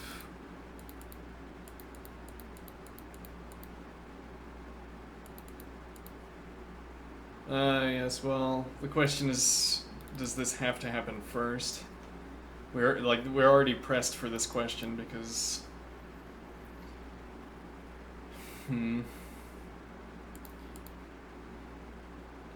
let's say we go for the C advance first. Or are we pressed for this question? What does that mean?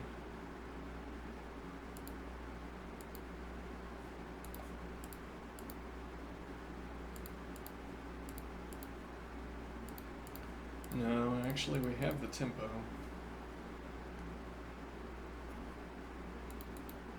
Interesting.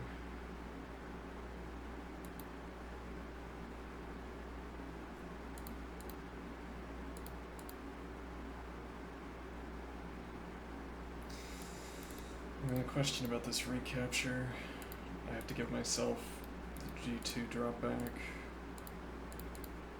We failed to deny the advance.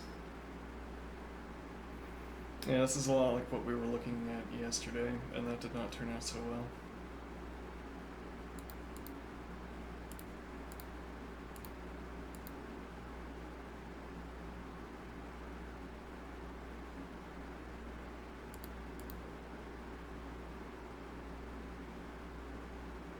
We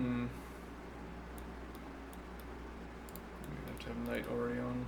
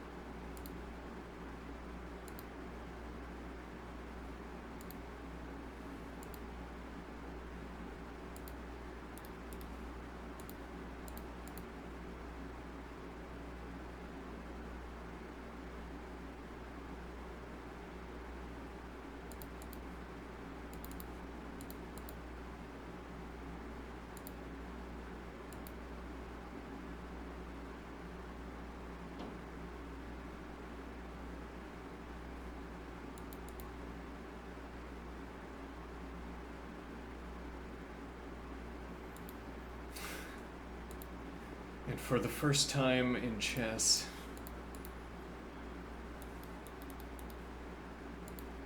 no, it doesn't matter here either, actually. Hold on.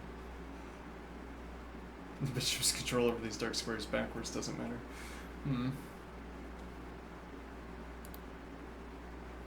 Well, the observation flashed into my head that my bishops only care about forward. Backward is always for repositioning. Backward is never about applying pressure, as it would in this case if white was trying to occupy one of these squares.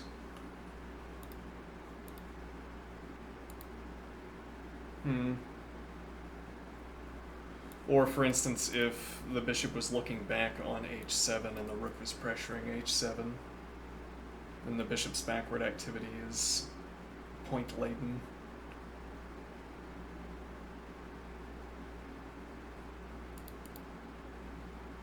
Though it seems like the two pieces work together to frustrate the knight. Maybe there's a sense in which they do, I don't know.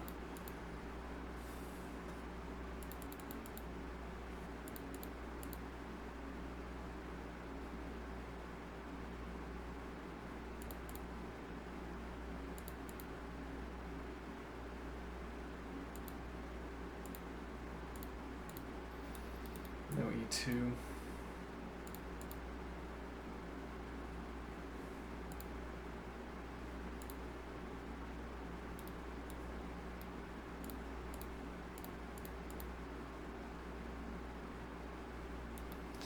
Which brings us back to f3.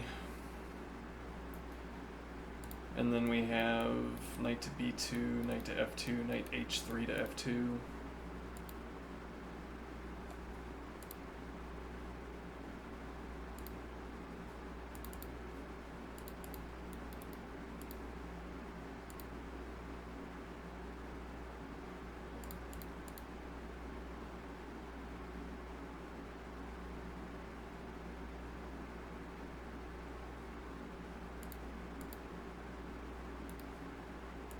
actually, I have to spin this tempo out of order.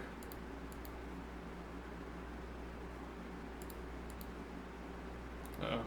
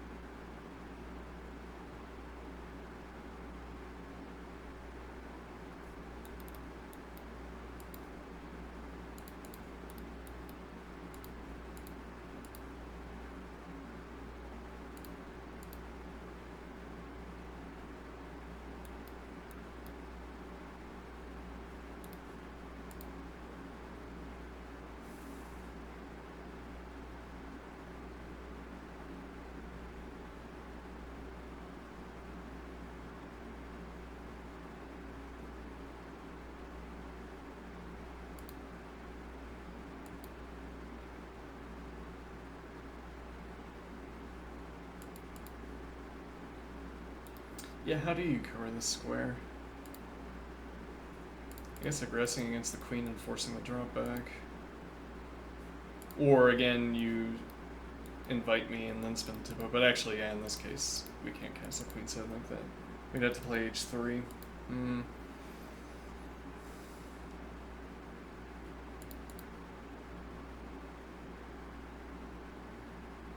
Mm-hmm.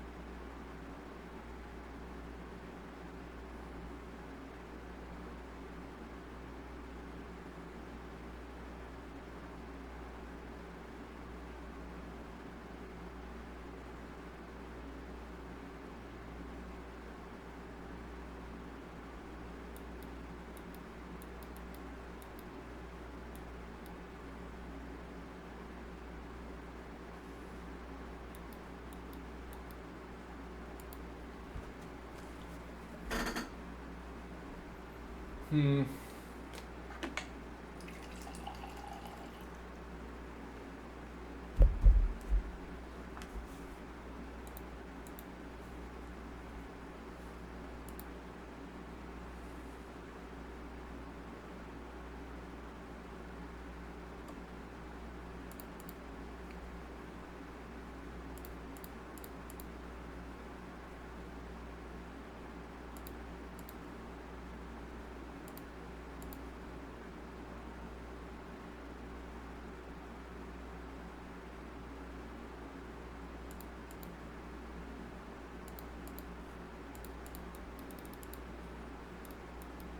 Hmm.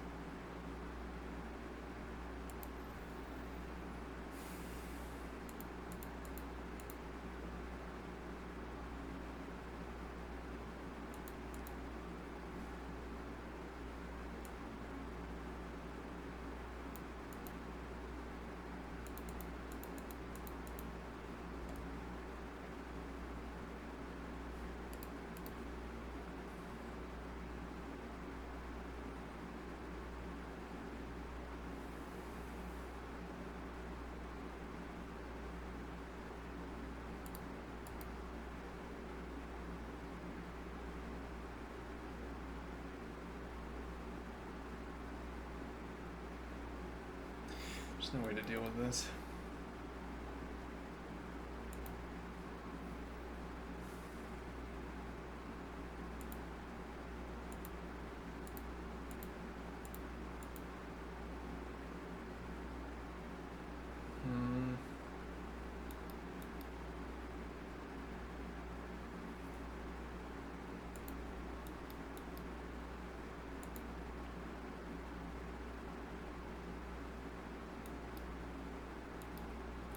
Yeah, though this doesn't open up knight development. Passing through a3.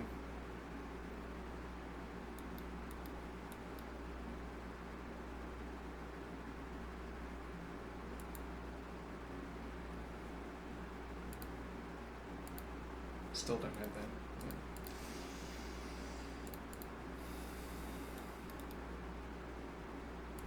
Yeah, and we can't get the knight out of the way of the rook to support this advance either. Well, actually, that might not be a problem because a3, knight, and rook support, and then we advance with pawn support. We wouldn't have to do that until...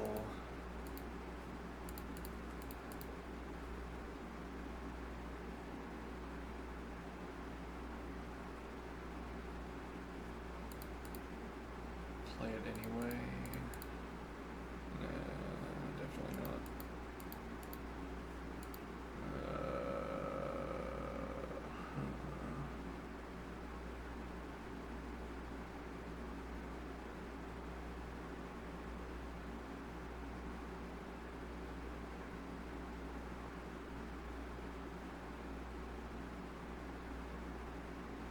No, doesn't look like it. And claim this is bad. I mean, we end up looking at e4 at the end of that other line as well. Though in this case, I guess the argument here is that this is good for white because the structure is indefensible. The amount of pressure that white can rapidly accumulate against it.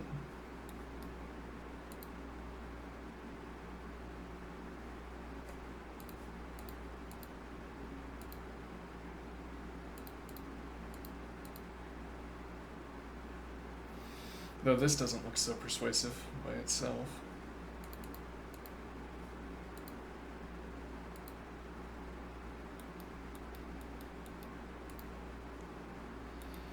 And yeah, you're inviting me to play this.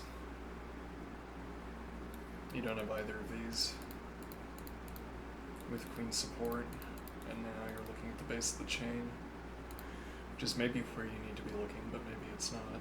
We still have support for g4, so we can regain h3 and now pass through to f4. Gives us another point of pressure against d3. And you don't have g5 to kick my knight.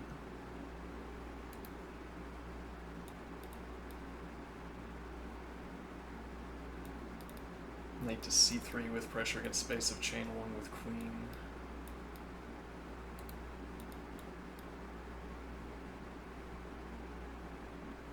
Yeah, this is all relying on f3 working. Which can be guarded by a heavy piece. Though this also comes with tempo conveniently.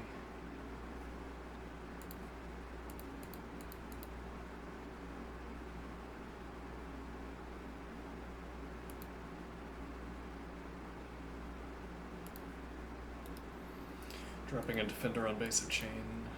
Reordering development. And now with the pawn break.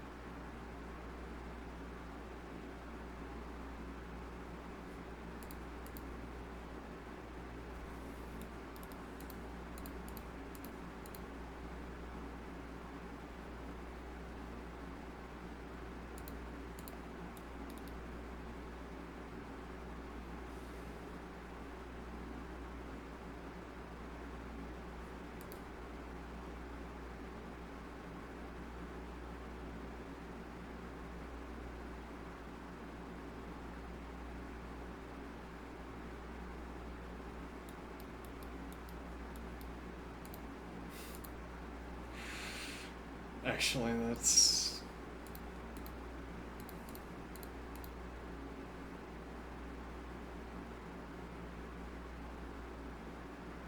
the more aesthetic Tabia.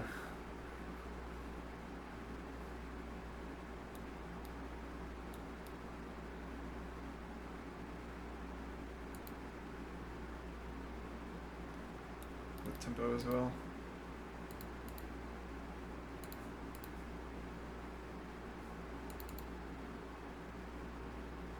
You can't anchor either, you'd have to use queen.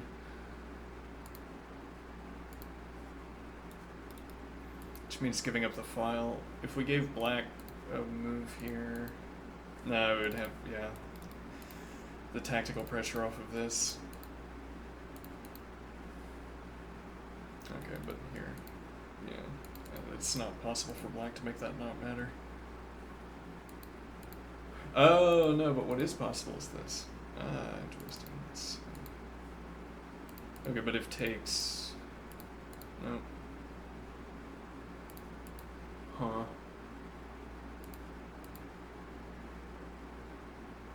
But that's in no way desirable.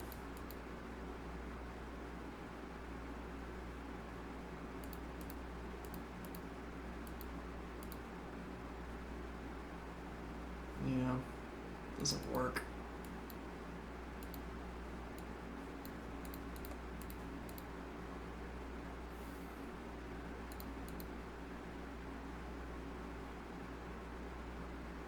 Now looking to play this move.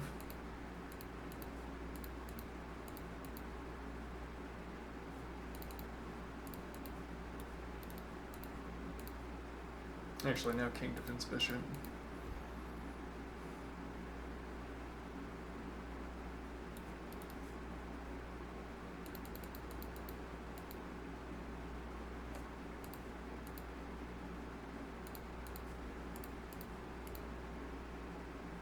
Hmm.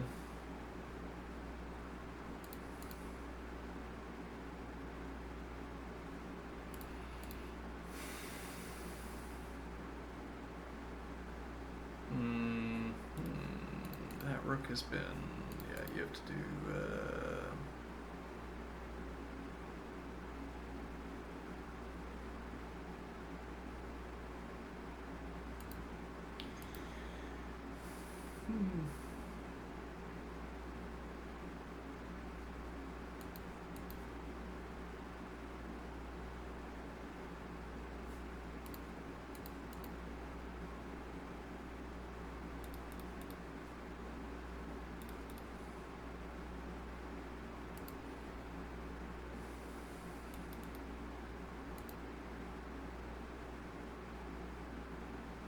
I think one argument would be that chess is too fast of a game to have no mons. So like if I have this structure, I have this structure with the bishop in back, and I'm asking whether I want to build this. And then the answer to that question is, does it claim tempo? Because if it doesn't, no, too tempy to get your bishop here is too slow. It doesn't matter the quality of the structure at the end. Or qualities of structures are not stated in terms of these kinds of constructive operations, as it were. Spending too tempy to put a bishop here like this is not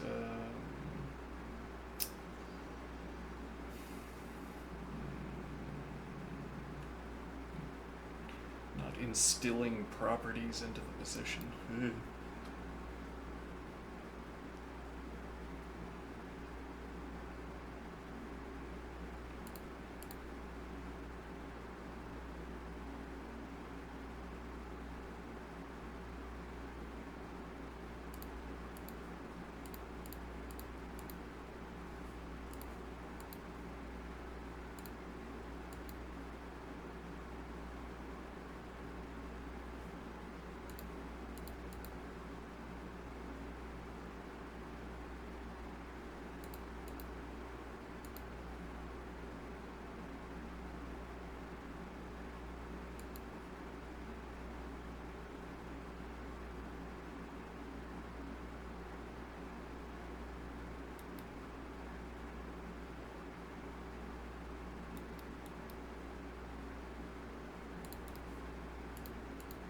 Right. Now the knight being in the way is a problem because we can't simply maintain the rank.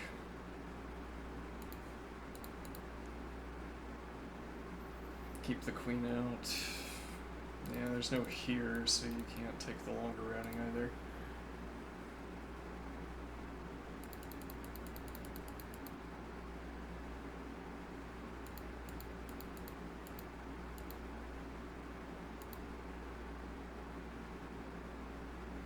It's not really what I wanted out of the position.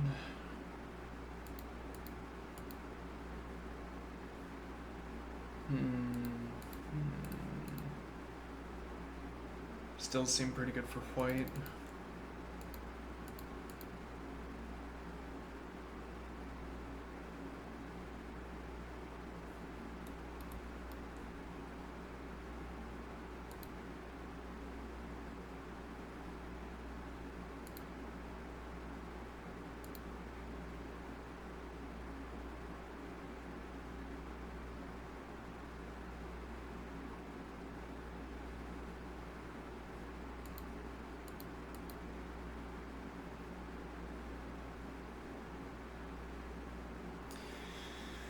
Difficult to discern what the role is for this rook.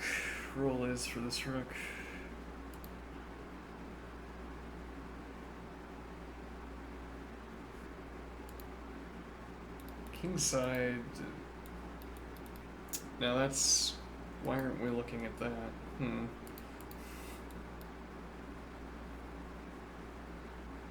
We have secured the f4 position for the knight with 2 Tempe. Interesting. Though also, knight covers the 2 pawns. Well, yeah, that has to. Yeah, but I mean, does black want to do that? Like develop the knight.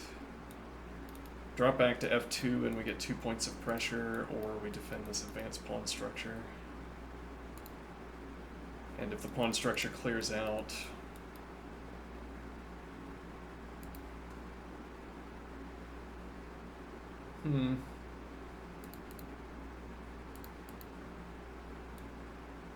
yeah, that's the downside. There isn't any benefit to doing f3 first either. Well, I guess the benefit would be that we still have the option of placing the knight here on f4. At which point I am promptly playing king f2 to g3.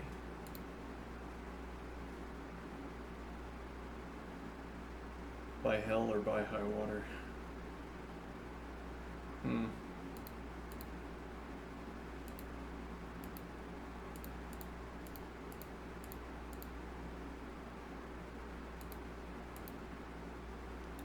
Oh, we're in the midst of blitz. I missed it.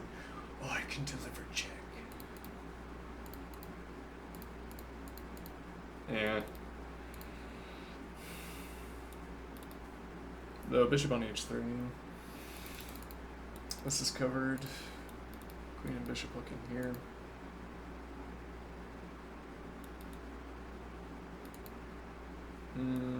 This is not covered, unfortunately.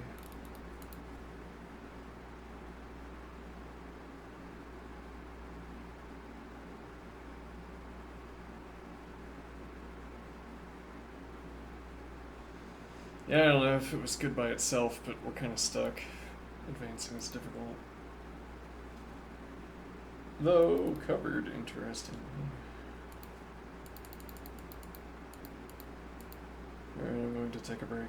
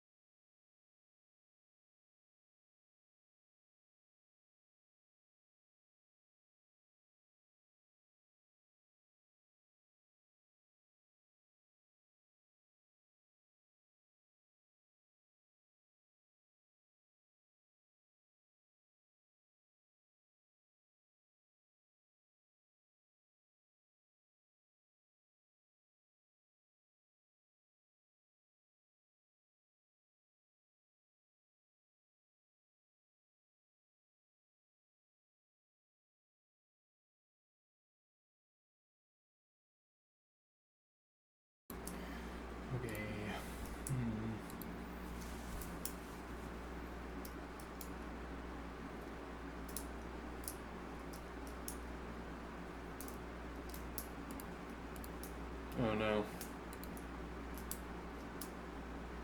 Well, I don't know. Yeah, black hasn't had a tempo.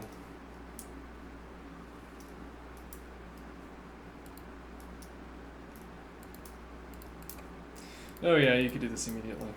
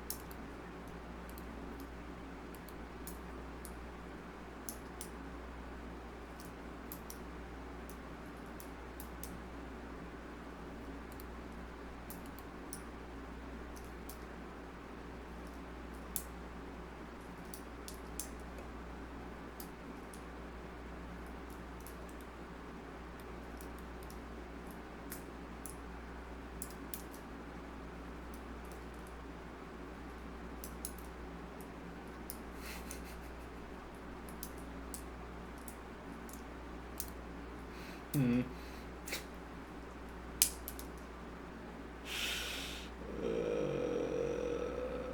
Does that work?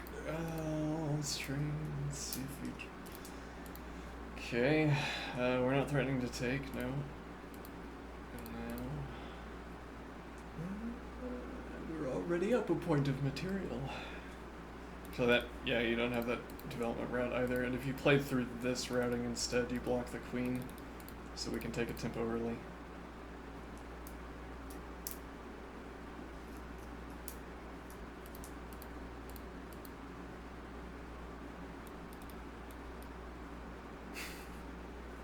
Actually, you have bishop support for this move, but yeah, you don't get to.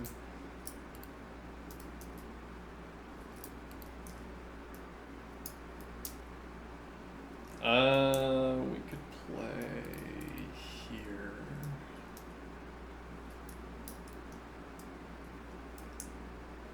I think.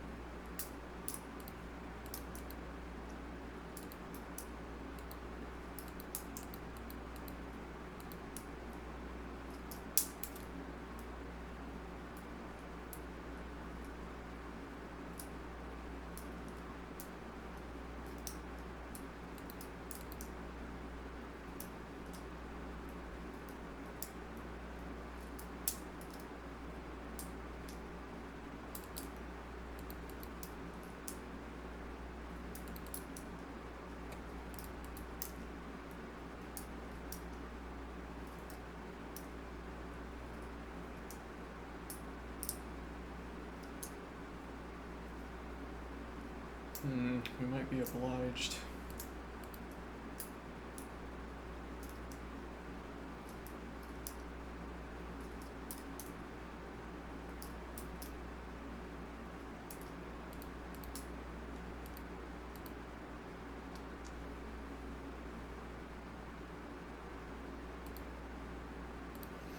It's not adequate coverage, and this matters.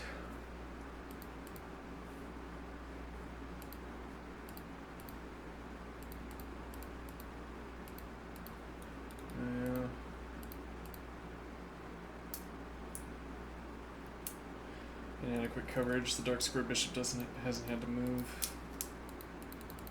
Yeah. And if we don't get the pawn,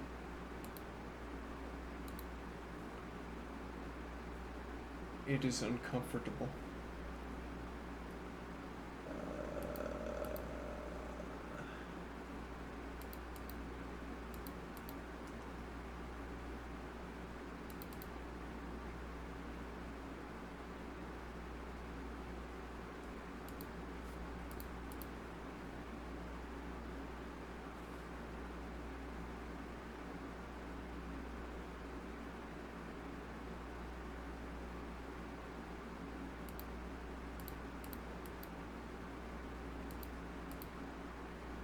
Doesn't work.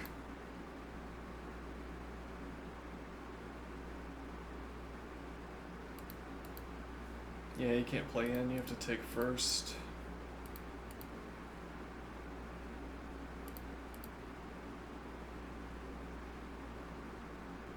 My opponent's knight is threatening my pawn. I advance.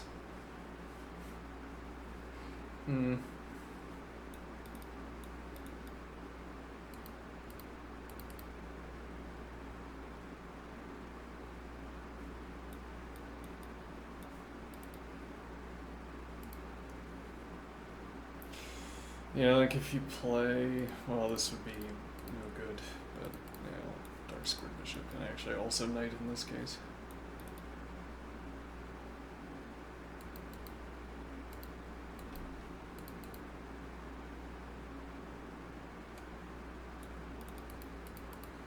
This first, this comes with tempo, it's also with more defense.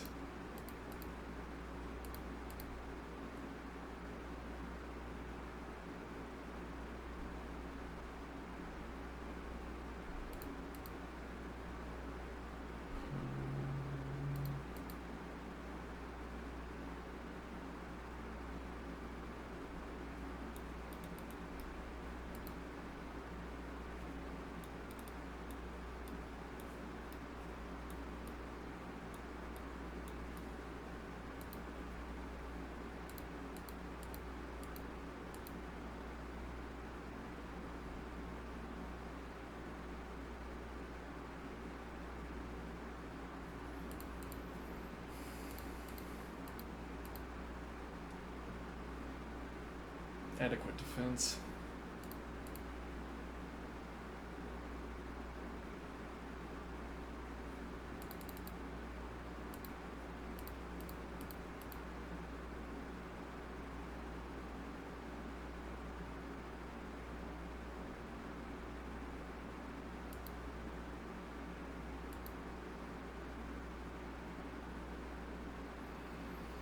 Yeah, this is awkward.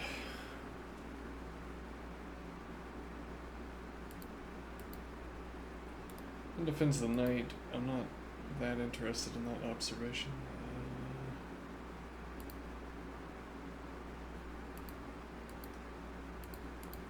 And if one still counter pressure against this pawn advance, we drop a point of support for e4. Like e1 can reclaim it.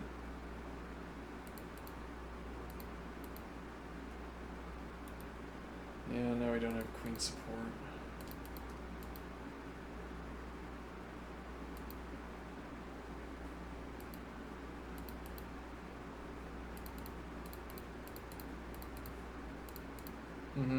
Well, you know. Actually, this is defended.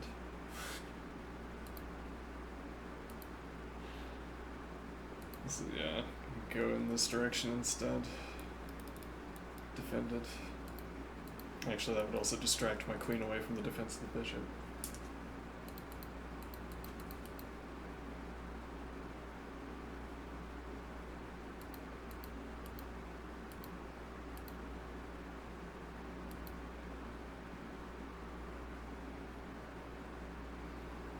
Yeah, not having any alternative recapture, I'd rather capture with the knight, presumably. Maybe that's not obvious. Play this first.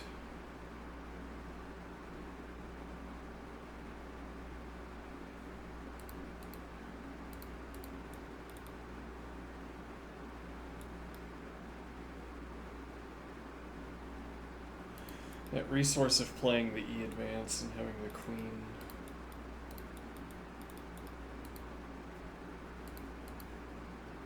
Yeah,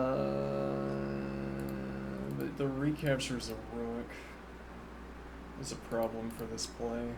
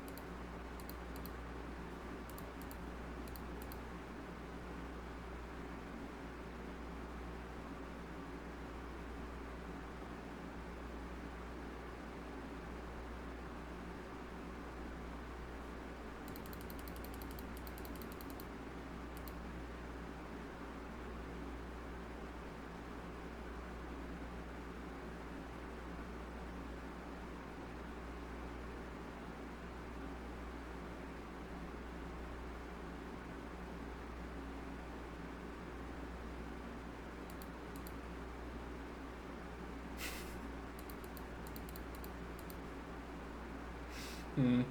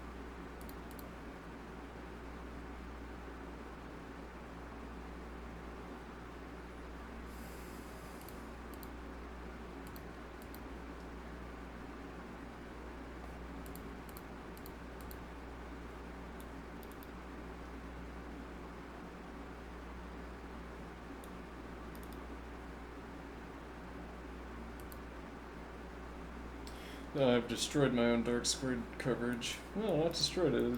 It held long enough. Here with tempo. Oh, yeah. Indeed, if you spin the tempo... Actually, it's not clear what you need to... Here... Well, actually, okay, if you cover...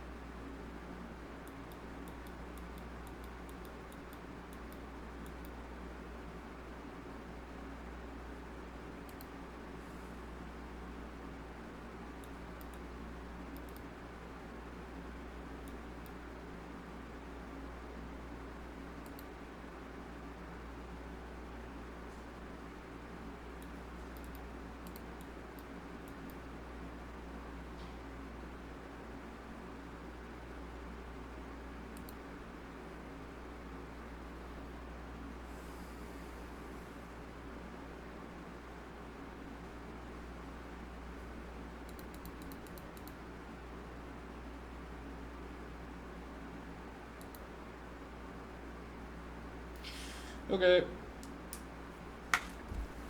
See you soon. Have a good one.